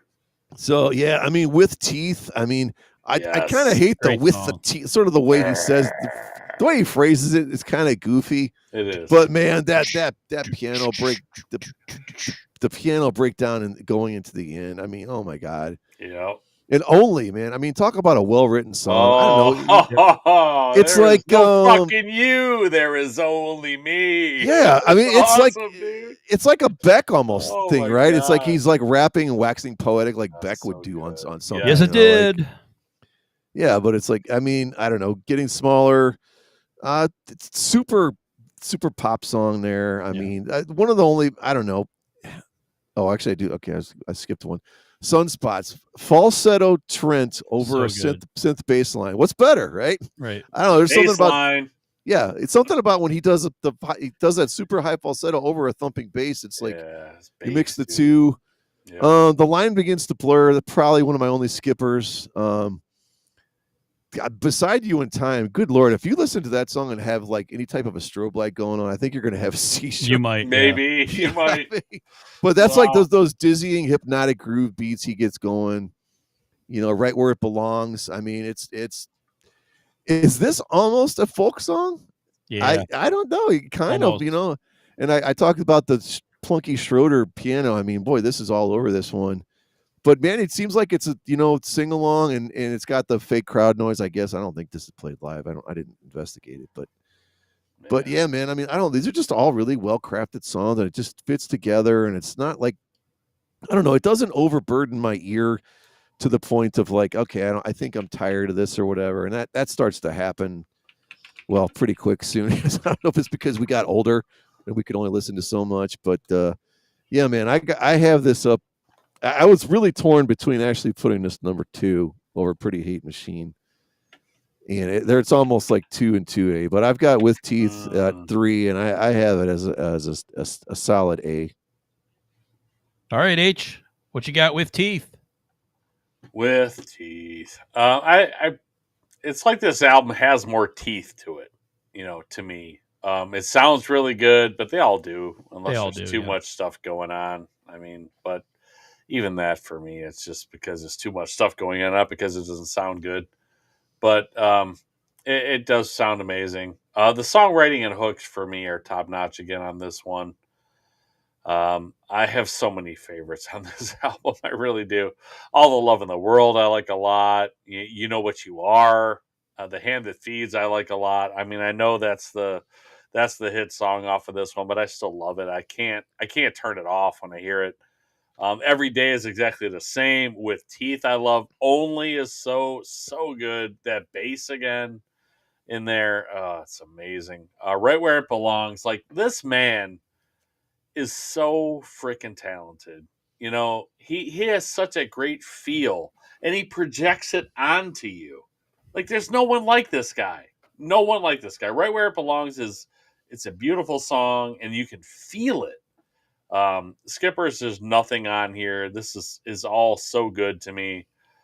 Like I just mentioned, like 7 of my favorite songs. What is there, 13 songs on here? That's more than half of the album.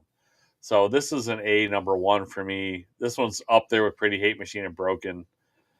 This to me is more like Broken. It's heavier. It's got more guitar in it. I love the guitar. I thought Hurd would appreciate the guitar a little bit more, but he doesn't on this album. But it's so tough to rank these for me, these top few albums. But this is number 1, and that's today. A couple days from now, I might go with Broken. I might go with Pretty Hate Machine. I might go with Downward Spiral. I don't know, but this one's number 1 for me. It's so good. Has anyone heard this bonus track, Home? I've never heard this song. Apparently, it's on the non-US version. So no, I have. It's something worth tracking down, I guess. Yeah, it's probably on Spotify somewhere if you wanted to look. Yeah, I've never heard of it, so I never knew to look at it. But yeah, might be something worth checking out. So, all right. Actually, only 2 years later. So sober. Yeah. Sober Trent is. here. Boom, yeah, boom, he's boom. like. Yep.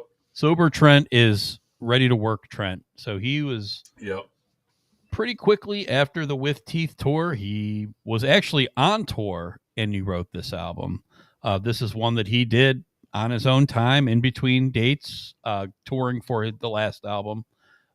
April 17th, 2007, year zero, fifth studio album. This is another concept album.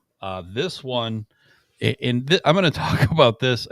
When this came out, me and Hendo were like dying for this TV show to come out, because I guess he was shopping this idea. Trent basically had a whole script based on this album for a show.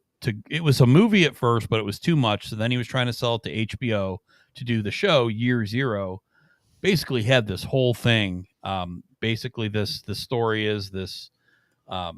This government is it's like a dystopian future in the year 2022. I guess there were some riots, there were some events, and the government, U.S. government, declared it year zero and basically took control of everything. Put drugs in the water to control everybody, made everybody compliant. What they didn't realize is that taking those drugs that was in the water was making them see things and hallucinate these giant hands coming down from the sky, called the presence. So all this into this fifth studio album, basically the way he describes it is a soundtrack for a movie that doesn't exist. So basically 100% true. So needless to say, I am probably one of the only people in this world that absolutely loves this album. Even checking different podcasters and seeing how people rank things. It's hard to find people that really like this one, but I really, really like it. To me, I think it goes back a little bit closer to the older stuff with a lot more of the electronic sound. H talked a little bit in the last album about how there's more guitar in With Teeth, and that's usually my thing. Is I love my guitars. For some reason, I guess Nine Inch Nails I look at differently. I look more at Trent's keyboard synthesizer, and I think that's more of probably why With Teeth was a little bit lower for me, even though the songs were great. I think I like the album like this, like Year Zero. So again, this song, instead of the downward spiral where every song you're getting further into this downward spiral of drug abuse and things like that, where you're getting into a bad spot. This one, people are going insane from the drugs in the water and things like that. So they're hearing these noises and hallucinations. So as this album goes, it goes out of whack. Like some of these parts where you talk about that wall of sound that you guys talked about. I mean, that is here and all over the place. And I strongly feel like this is a live album. Doing this album live, and this is where I'll talk about the Lights in the Sky tour. That the first time that me and Hendo saw Nine Inch Nails together was at the Rocket Arena, whatever it was called, Gund Arena at the time, or whatever it was. We had floor tickets, and was the best light show I have ever seen. They started out playing a lot of their older stuff with just basic lights in the background. And then as the show went on, these different like mesh screens came down where they would like project things over top of them. You would see like auras around them. And then when like the synthesizers on these songs would go, that would like well up, and like these big bright light shows and things like that with these songs. So this album, like I said, it's not only is it an experience with the, the whole movie soundtrack thing. I think it's a live album, which we saw, and I think it was really, really good live. And another thing is they had a lot of online stuff to go along with this that I ate up like crazy, like this ARG stuff. Like he was putting jump drives in bathrooms, and people were finding them, and it had like tracks like unreleased for this album. And there was different websites you would go to. There was like creepy phone numbers you could call that were talking about this storyline. Like I just, if there's one thing I wish that has to do with Nine Inch Nails, somebody make this show. I want to see it so bad. Especially that I love this album, and so it would go perfectly for me. It starts off really pretty basic with hyperpower, beginning of the end, survivalism, the good soldier. It's pretty standard. A lot of similarities to with Teeth. Just some straight rockers. And then Vessel, Me, I'm Not. Like things start to take a turn where, again, in the story, these people are starting to be on drugs. That they're basically being poisoned by their government. And you start to get these synthesizer parts at the ends of these songs where it's just noises and sounds. And I just eat this shit up. I love it. Capital G is a little silly for me. If I was going to pick a skipper here, dude, it's Michael Jackson's The Way You Make Me Feel. It's catchy though. It's catchy. My Violent Heart, The Warning. Oh, I love The Warning. The Warning is so chaotic. I absolutely love it. We saw the Great Destroyer live. That's another one where it just goes into chaos. The second half of the song, the lights and stuff on the stage just made it for me. I think the real standout track on this album that really needs its to be recognized in this Twilight, probably again another top 3 to 5 song for me. They closed that show with that song. It was just so good. It gave me goosebumps. I love In This Twilight. But yeah, I understand talking about this and ranking this album. I like it more than everybody else. I understand that people don't like it as much. So I'm not going to get upset by it. You guys, I respect your guys' opinions. I have it as an A-. It's number 3 for me. Phenomenal. I just, since the moment I turned this on and saw it live and got read into all of it, I just bought into it. I love it. So Year Zero, number 3, A-. Hendo, Year Zero. What did you think? Yeah, another one that I've sort of flip-flopped over the years on how I feel about this album as a whole. I think as a whole, it's great. I think there's a few parts that aren't totally amazing. It doesn't start out all that great, and that maybe is a good thing because it just builds so damn good to the end, I think. And sometimes if you don't blow your whole, use all your tricks in one bag right off you know what I mean? Right off the bat, like that could really make or break an album, I think, and I think like Hyperpower, so we kind of heard this before. We got those sort of industrial buzzsaw guitars. The beginning of the end is always interesting to me because I feel like it's the drum beat from My Sharona. Like, yeah. But there is a minimalism to this album, and I think it's on purpose. Yeah, you still get walls of sound, but they're very condensed. Survivalism, I think, is when it kind of starts to pick up a little bit. Into Vessel, I mean, you're going to put it in your mouth and all that stuff. Well, they're actually talking about drinking the pills and drinking the water, right, and not the other stuff that you think they are. Well, but maybe you think they are. Yeah, right. But Me, I'm Not. That one kind of reminded me of Pretty Hate Machine a little bit. Capital G, I agree with Bob. I pushed the button. Yeah, go on, girl. I always hear Michael Jackson say, "Go on, girl." Yeah, but But I do like the chorus. The chorus is awesome. It used to stand for something. By Violent Heart, dude. I mean, if there's anything that'll make this Hendo melt and take off his high heels and his dress for Trent Reznor, I mean, it's like when he goes back and forth between that angry mode and spoken word. Yeah, and the 50,000 layers of other noise going on. Oh yeah. It's a super hypnotic beat. I mean, it's really what makes Nine Inch Nails like when it's at its best. Yeah, I mean, I think the Warning is like, okay, we know where Skrillex got his ideas from, right? Yeah, right. I mean, he didn't make that up himself. Come on. Yeah, but I mean, God Given. I mean, dude, the beats on that and the God Given, the echoes and stuff. That's a super underrated song. Meet Your Master. One thing we do have to say is no one's ever allowed to like rhyme master with faster and disaster again. Yeah, like true. Let's be done with that. Greater Good's cool. Great Destroyer. Man, he's going back with those 808 drum machines, from like the 80s. I mean, he loves messing around with those. He does. But yeah, I mean, skipping a few here. I mean, the instrumental the version of the spooky piano is great, but yeah, Bob, In This Twilight. I mean, my love for that song. I love it so much. I'll go play my own dumb version of it at a jam night. Like, I absolutely love just sitting down at the piano and just playing that song. There's just something powerful about the way that song is constructed and the lyrics behind it and the way it builds and the mood and the fact that we got to see that live, I was like, I didn't think in a million years they were going to play that They song. closed with it. It was unreal. Yeah, no, I did not. I was like, wait, what just happened here? So, well, they closed their regular set with Hurt, and then they did the encore. Yep. So I was like, whoa, because they usually close with Hurt. Right. But in this case, they closed their regular set, and then they came out for an encore. So I was like, what are they going to play last? And I remember we looked at each other like, holy shit, they're playing it. It's awesome. Did you cry?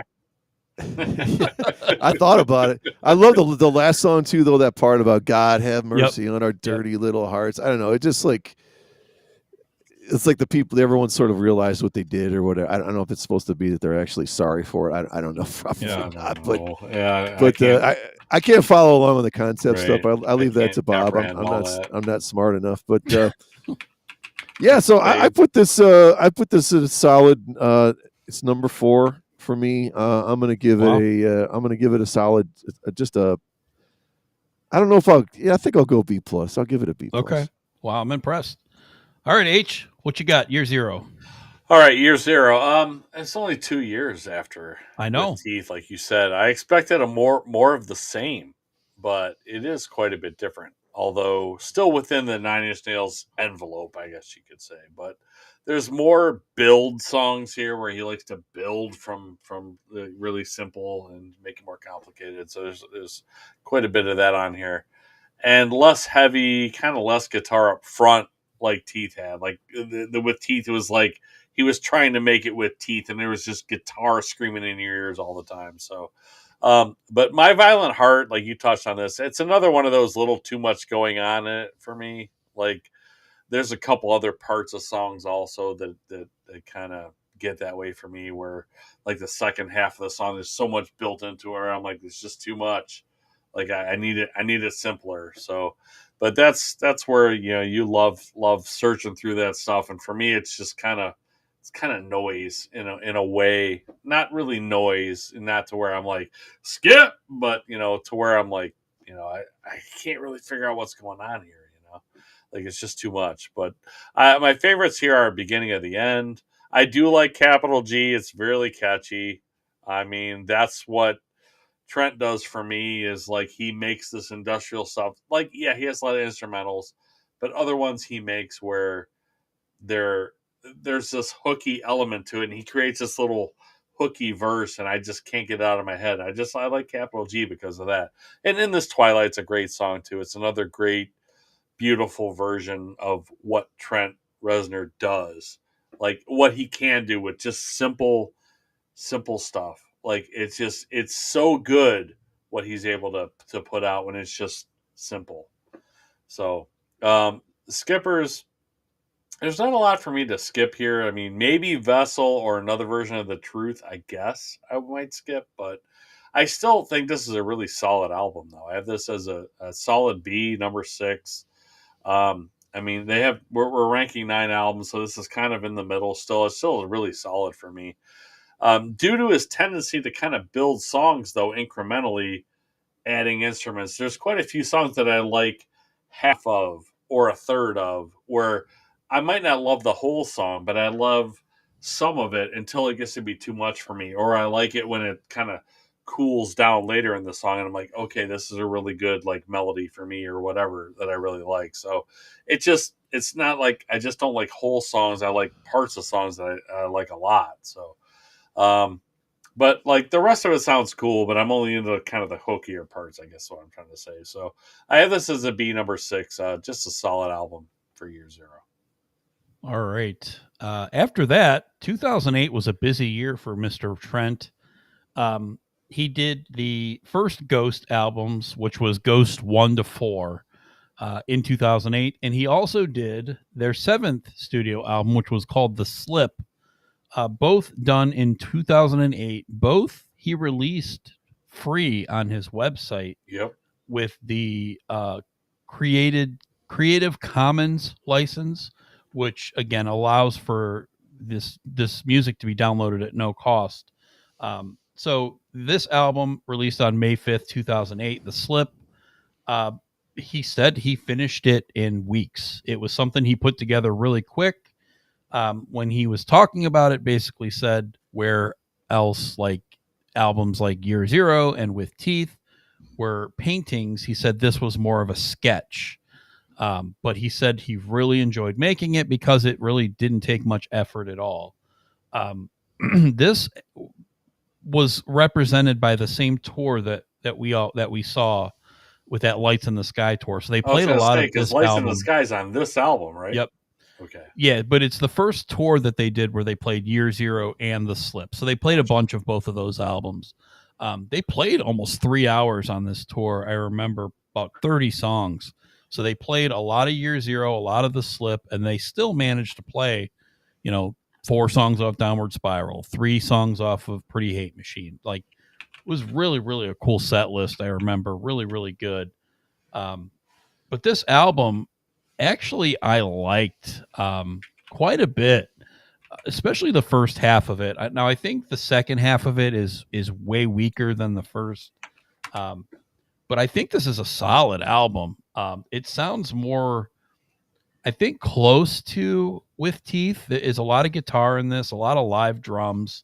I do like the song Thousand, or is Million. I'm sorry, Million. I can't count my zeros right. 1 Million, Letting You, Discipline is the single off of it. I think is really, really good with the little droning keyboard part. Pretty cool. And I remember them doing Echoplex live. I thought that was really cool. Josh Freese was pushing something. Do you remember that, Brian? There's a wall of like dots, and he went and he pushed each individual part, and then you heard the beat of Echoplex like form. I thought that was super, super cool. Yep. Head Down, pretty cool, but Lights in the Sky to me not great. The last couple songs, Demon Seed is okay, but you have the couple instrumentals. To me, this felt more like an EP, and I know he wanted to do it as an EP originally, but if we had the first 6 songs, I probably would even like this even more. Solid album. I really, really like it. I had it number 7 and a B-. Again, not a whole lot to say. Pretty straightforward. There's not a whole lot of industrial stuff left, even the stuff from Year Zero here. This is pretty straight rock with, just some keyboards in it to kind of bring it to a 9 Inch Nails level. But solid release.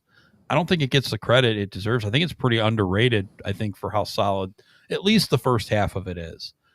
So I'm interested to hear what you guys think of it. Again, I had it number 7. B-. Brian, The Slip.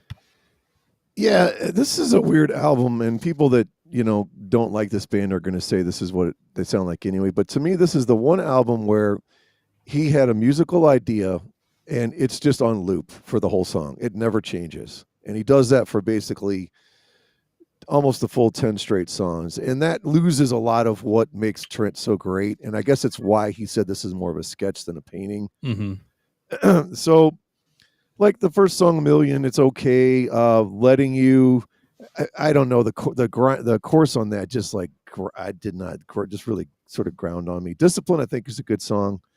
I do like that he did sort of splash real drums throughout. Like it's one time you get the electronic, then you get the regular. He does sort of still mix those up a little bit. Head Down is more electronic beats. That song doesn't go anywhere. Lights in the Sky was all right. It kind of has equal parts of Hurt in the Day the Whole World Went Away vibe to it. That Corona Radiata, that's 7.5 minutes of, I don't know, like the last minute creeps the hell out of you, nightmarish, but the rest of it is like, if people complain about Trent being, sort of self-indulgent, here's a great example of it, I think. It's true. I mean, The Four of Us Are Dying, there's a kind of a decent bass groove on it. The last song, Demon Seed, I'm not a fan of. I don't know. I mean, it's weird. I would never thought I would hear a Nine Inch Nails album where it's like, okay, I just took this one thing and I just ran with it. I didn't really add a whole lot. And I guess he wants to try to sort of make every kind of different song and album that he can. So his idea was to try to do that on this, at least on the opening few tracks. That was the style that he did. I've got this as number 8. I don't know. I guess I'll give it a solid C. I don't think I can give it anything higher than that. There's only maybe 2 songs I really would want to hear on here live, and that's probably Discipline and Echoplex. So just knowing that alone, it's hard to put it much higher than a C. Right. Gotcha. All right, H. All right, I got it kind of the same as Year Zero for me. There's a couple songs I really like. There's some that's okay. A few I don't care for. It makes sense since it came out, the very next year. 3 albums in 4 years, by the way. Yeah. That's crazy for him, considering the length in between the other albums. My favorites are Discipline. It's a killer dance song. If I were kind of into that, like you almost can't help but move or tap along, like Hendo was saying before. Like you just can't help but move. Like it just moves you. I don't know why, but I like Lights in the Sky a lot too. The song it's really good. Skippers are Letting You. There's too much in there for me. Also, Corona Radiata, which Hendo mentioned, and Head Down, I didn't care for very much either. I have this as a B minus. It's a 7. It's pretty solid again. Just not a whole lot of it stands out as great to me. The greatness he was able to achieve just isn't evident here. Like there's still obviously evidence of him. Like it sounds like Nine Inch Nails. It's just not to the same level as some of the other albums. So this is number 7 and B minus. All right. After 2008, like you mentioned, 3 albums in 2 years, dude decided to take a break. So he retired. We didn't really know what that meant at the time, but he retired. At this time, he started working mostly on movie soundtracks. I think at this point, he tried to. I think he did Social Network at this time. Yep. He was trying to kind of get into the movies, which he has, and it's been a big part of his life now. But in 2013, kind of out of nowhere, he announced that he was going to be releasing his 8th studio album. In this case titled Hesitation Marks. The title is derived from the term hesitation mark, which is used to describe the different marks that are on your skin that you produce by testing a bladed weapon before attempting suicide or self-harm. So we're back to that shit again. And listening to this, you kind of like rehab is necessary again. Yeah. No, I mean, I guess he's clean, but yeah, man, this album's pretty dark. I did not really expect for it to be that dark. And again, he's sober, and now technically his buddy Atticus Ross is now almost in the band. I think this is his last moment before he's in it. But he was all over this album. Atticus was basically made this album together, and it's all over the place. I still, to this moment, have a really hard time ranking this album, I think, more than anything else. When I first started listening to it, I really liked it. Now, Brian and I went to go see this at CSU, I think it was, this tour. And seeing it live, I think, was good. But then I didn't see them live for a long time after Hesitation Mark. So I feel like I liked it more when I seen it all live. And then now I don't go back to it that much. And when I go back to it, it's real hit or miss for me. So this is a really tough album.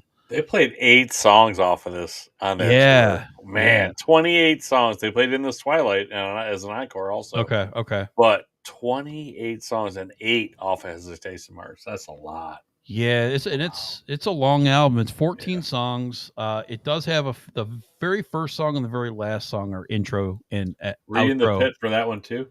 No, we were pretty high, I think, Brian, for that one, and we just lost Brian. Oh no, Brian, come back! Oh no, Brian, return. There he is. Oh, hi, Brian. Hi, Bob. Hi, Bob. Hi, Bob. Hi, Bob. So going through this, this is the Nine Inch Nails album, I think, that's most mixed bag for me. There's some things in here even within the same songs, there's things that I like and don't like.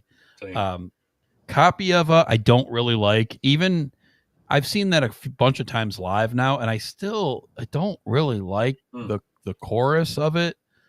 It's really, really weird. I do like Come Back Haunted. I think that's a pretty cool song. The video, don't watch that if you have any kind of seizure things. It's David Lynch directed it. It's weird. It's really weird. But a cool ass song.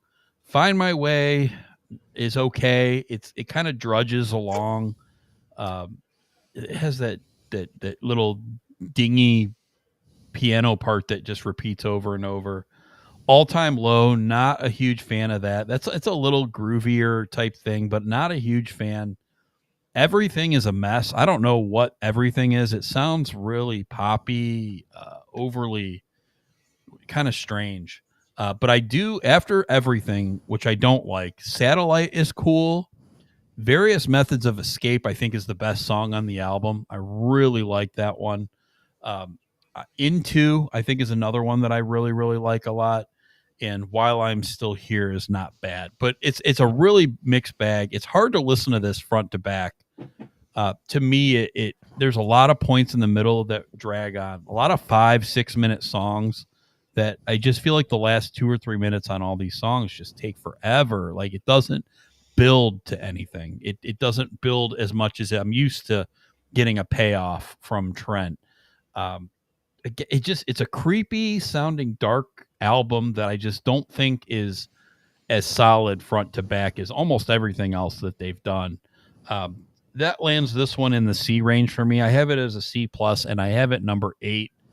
I probably would have ranked it higher if I was reviewing this 2014, 2015 when this first came out. But right now I'm not super high on it, and I don't listen to it that much. Brian, hesitation marks.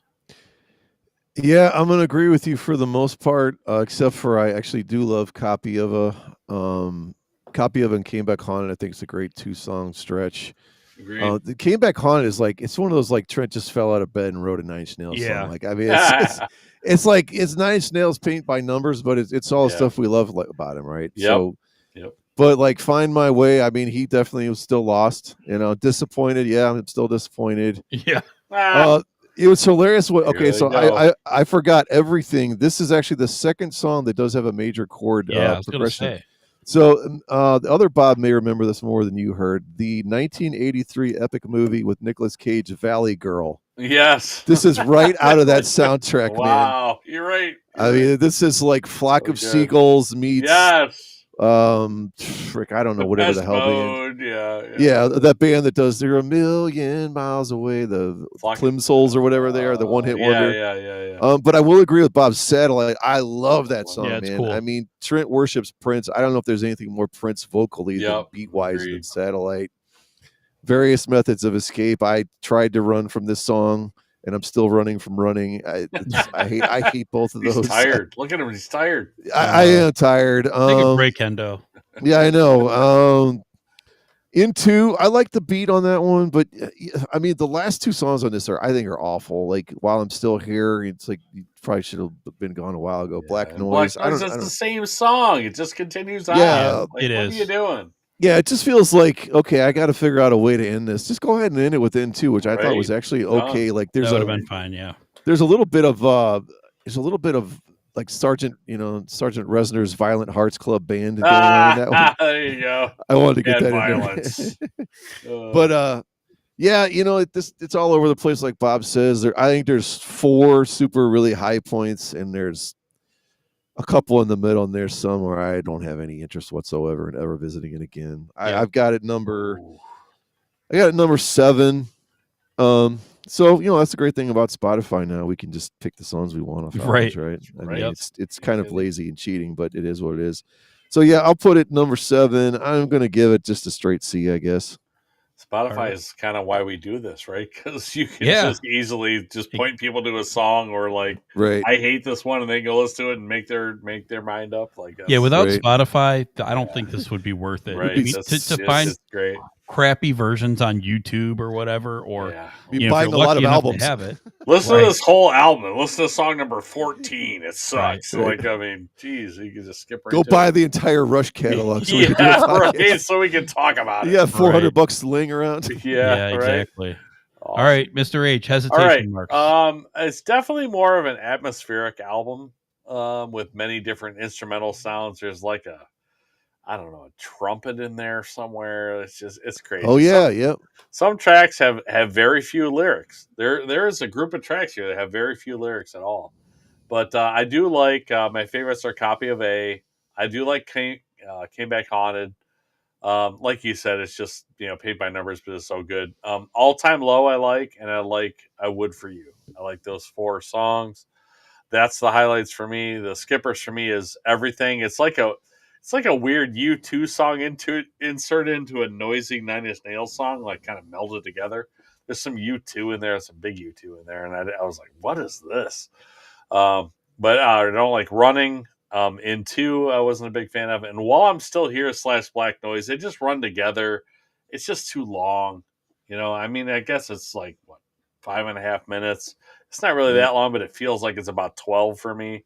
I'm like, I would just skip that whole end of this album with those 2 songs. I have it as a B-. I don't hate it, but I have it as a number 8. It's decent, but it lacks the songwriting greatness on the other albums, is what I keep saying. But it just doesn't have that, wow, this is awesome, like I can't get enough of this song kind of. There's none of those on here. So, but that's what I have. B- number 8. All right. That takes us to, so it's really weird how they did this. Yeah. So they did a trilogy of quote unquote EPs, but the last one, for some reason, they made an album. So we went back and forth on should we rate these last EPs, and we landed on we're only going to do the last one, which unfortunately sucks because it's the worst of the 3. It really is by far. I like it. So they did. Was the Ad Violence was the middle one. The first one, not the actual events. Not the actual events, yeah. Both of those I thought were decent. I was like, all right, they were pretty cool. But in 2018, they released the last one, and it's called Bad Witch. June 22nd, 2018. It's the last actual studio album they've released that's not a Ghost thing. They did do Ghost 5. Yeah. Did Ghost 6 after that. But this is the last one with like actual words, other than the new soundtrack for Tron, which has 4 or 5 songs with lyrics in it. But this Bad Witch, my lord, this is all over the place for sure. You talk about instrumentation. There's like saxophones in here. There's like all kinds of stuff going on. I did see them at Blossom, and they played some of the stuff off. Yeah, they did. And I'm glad I didn't go to that one. It was not great. No, that was a great show because the last half of it, they brought out all these guys, Mulder and all those guys. Yeah, Klauser and even Robert Patrick came out and they played "Hey Man, Nice Shot," which was freaking awesome for like a big Nine Inch Nails junkie like me. We didn't really talk about Richard Patrick, but obviously he's the band Filter. Sanctified, that's him playing guitar at the Sanctified. He filled in. He was in the live band, and then he had some contributions on the record as well. But he went off to his own thing. Yeah, well, that's him and Trent. Like he went to Trent, and I can't remember the exact thing, but I think I heard in Richard Patrick's interview where he basically was like, Trent was like condescending, and he's like, dude, if you want to do what you want to do and write music, then start your own effing band. Like I don't tell me what you want to do. And basically that was Richard Patrick's wake up call to like, you're right, dude. No, you're absolutely right. And that's where he went. And right after that, he wrote Short Bus, which had Hey Man, Nice Shot. And I think those first 2 Filter albums are really damn good. They're fantastic. I like the first 3 actually. Oh yeah, 3 is good. The one like You Walk Away and all. Yeah, that's good. The Amalgamate or whatever. You're right. For the first 3.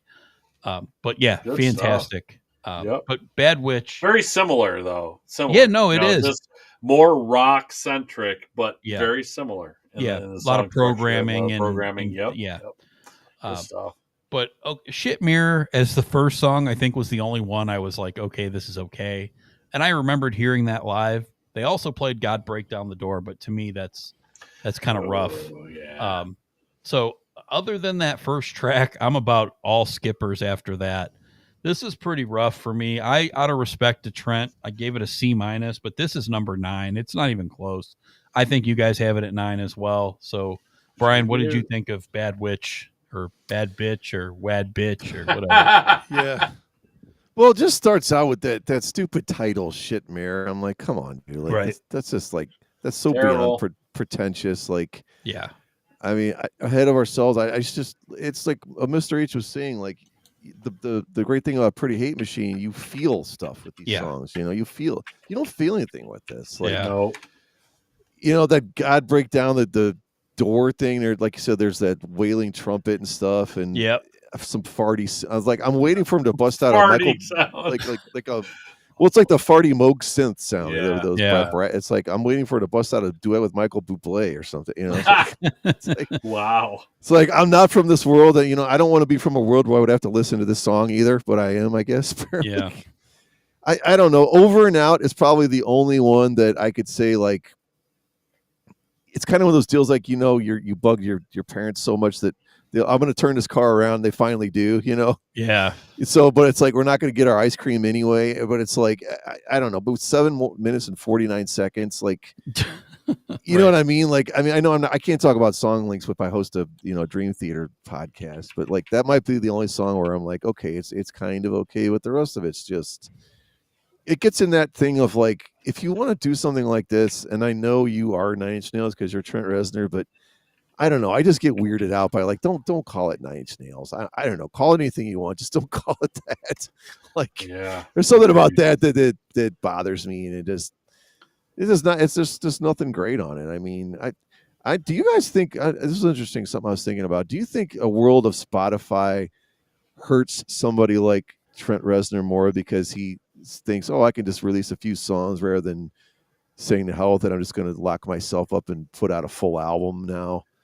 I don't know, man. Only an artist can tell you that. Yeah, I mean, I don't know. It's just the hypothetical, but I mean, the soundtrack stuff he does is amazing. Yeah, and it's really good. I know we're wrapping it up here, but like Bob turned me on to that Halsey album, like that he produced. Like, pretty cool. I would have never thought in a million years like I would listen to that and like it, but I'm like, wow, this actually sounds pretty damn good. I mean, Social Network, he turned that soundtrack into basically another, like a character in the movie, the way it's You go back to The Crow, you go back to like you said, the Burn.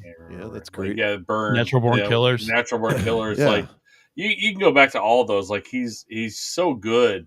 And there's so much more of Trent Reznor we hear that we don't even know exists. Yeah. It's crazy. You go see all these movies, and you don't even know how much Trent Reznor has put in your ears that you didn't even realize. Well, and we're part of the problem too, and we've talked about this on our podcast about Metallica, because we're slaves to, I want the next Master of Puppets, I want the next Ride to Lightning, and that's never going to happen. It's never happening. It's never going to come, dude. No, and we want the next Downward Spiral, and it's like he'd be an idiot to like give in to us. Like that would be like the most pretentious, redundant thing to do. Yep. So not going to happen. Nope. But I have a Bad Witch, kind of the same as you guys do. Like Shit Mirror is just it's another one of those too much going on, too many layers songs, just too much in there. I can't even make out what's really going on there. None of this album's good for me. It feels extra experimental, super extra. The 2 EPs, not the actual events and Add Violence, are better than this for me. Yeah. At least there's a few decent songs there. The Idea of You from Not the Actual Events and Less Than's awesome. From Add Violence are great songs. They're absolutely great songs. I like those a lot, but they're not on this one. Nope. So my favorites on this one are None.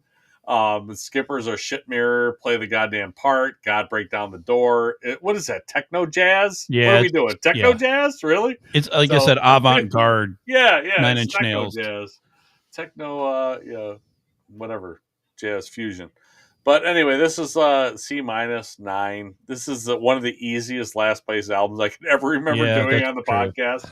Yep. It's just so easy because the rest of it's good except for this. It's just not good. The C- is being very kind. Yeah, I know. We all did it. I hate giving Trent Reznor. I love Trent Reznor. I hate giving him a D. I just hate it, even though I should here, but because we ranked this one. But C- as low as I would go here. So hey, Michael Jordan got cut from his freshman high school basketball team. He did. You are not lying. This is so far and away the worst, and I'm glad there's only 6 songs. Yep. I could have just done without this album. For sure. So, yeah. C- number 9. All right. I do want to give a shout out to Tron Eris. It is a pretty cool soundtrack. I did listen to it. I will listen to it. It's good. Sure. The song As Alive as You Need It to Be, dude, that's a bop. Like nice.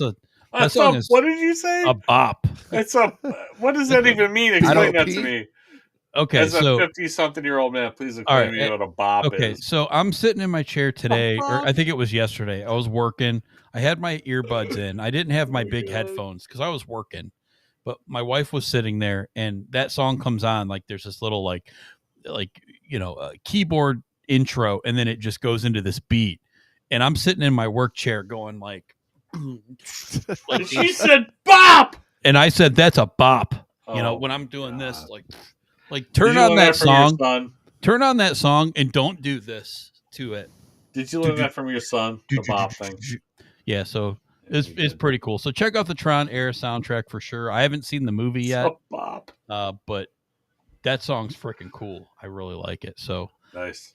Trent check it and out. Atticus, did the Tron soundtrack, so definitely really cool.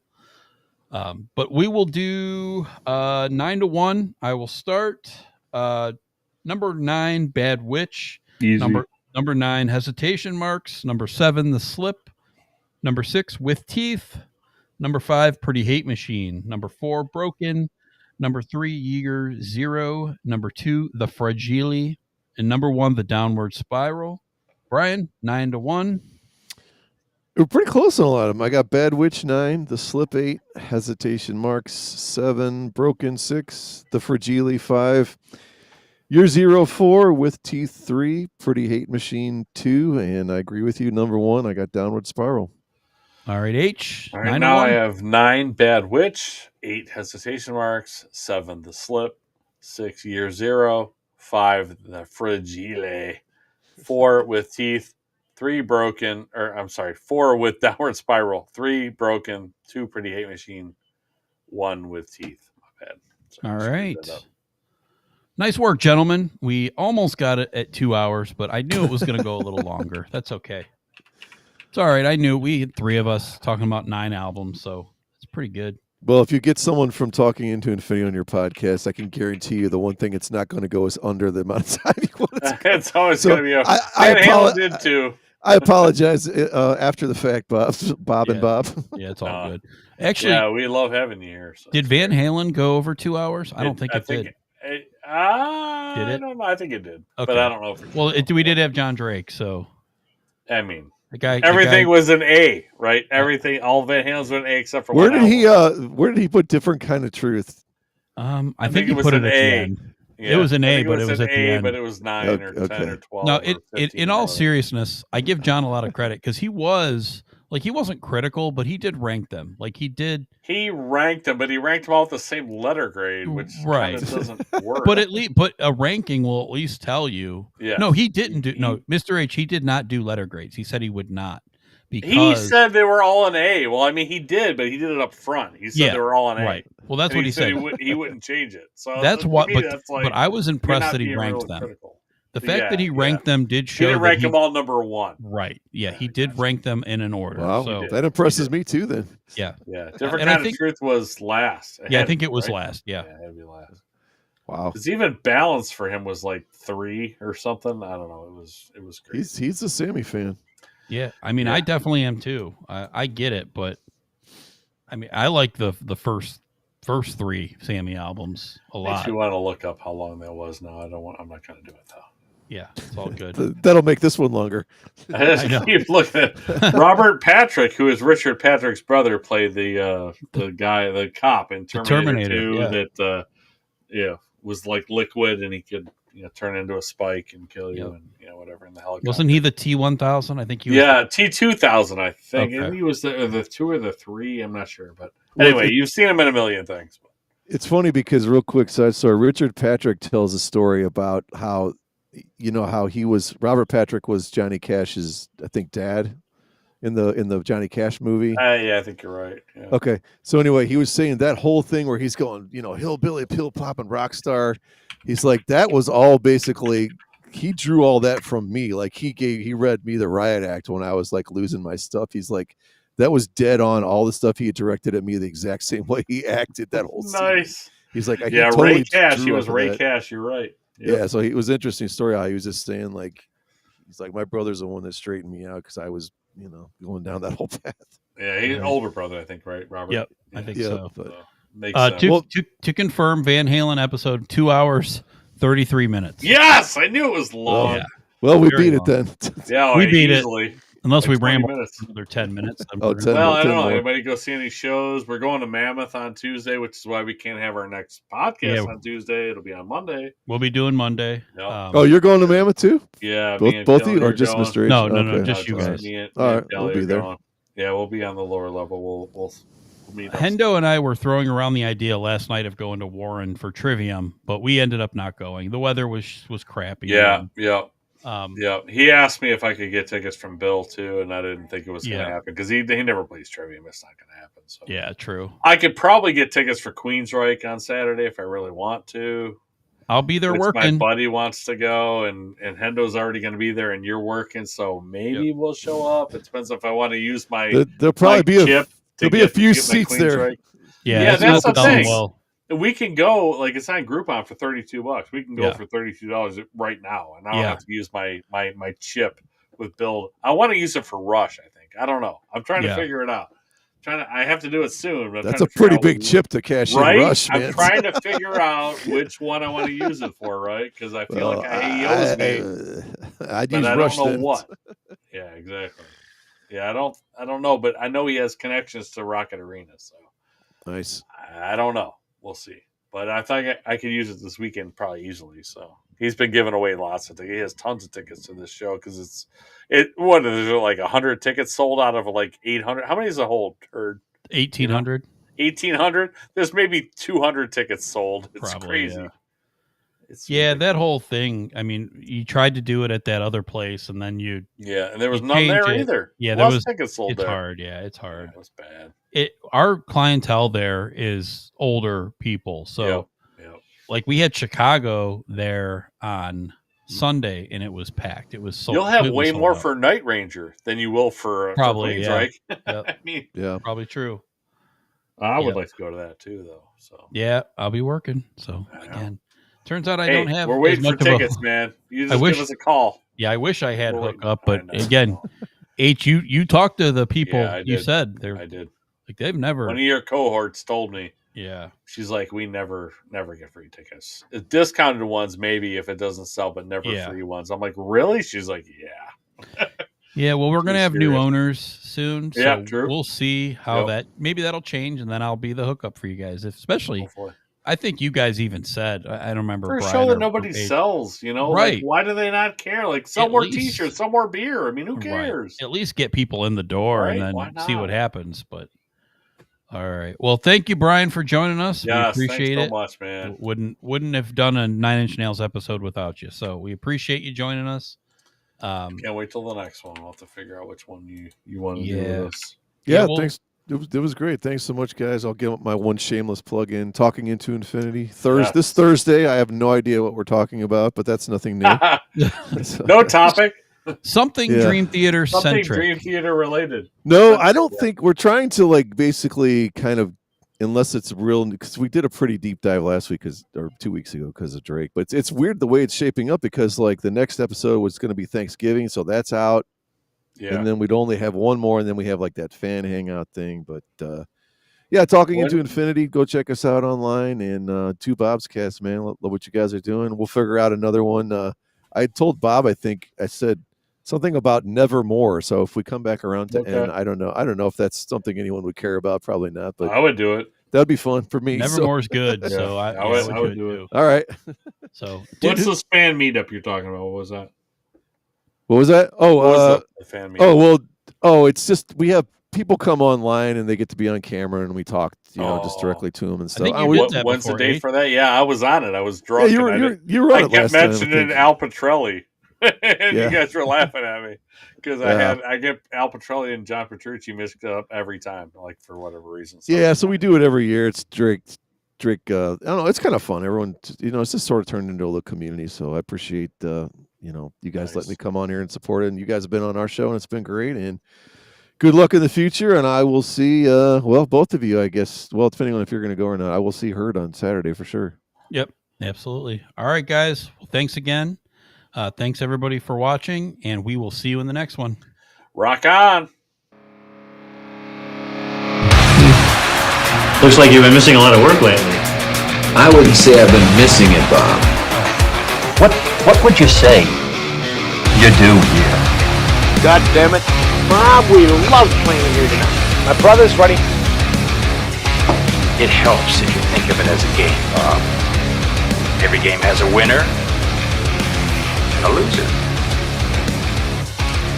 You must possess strength to inflict pain, Bob.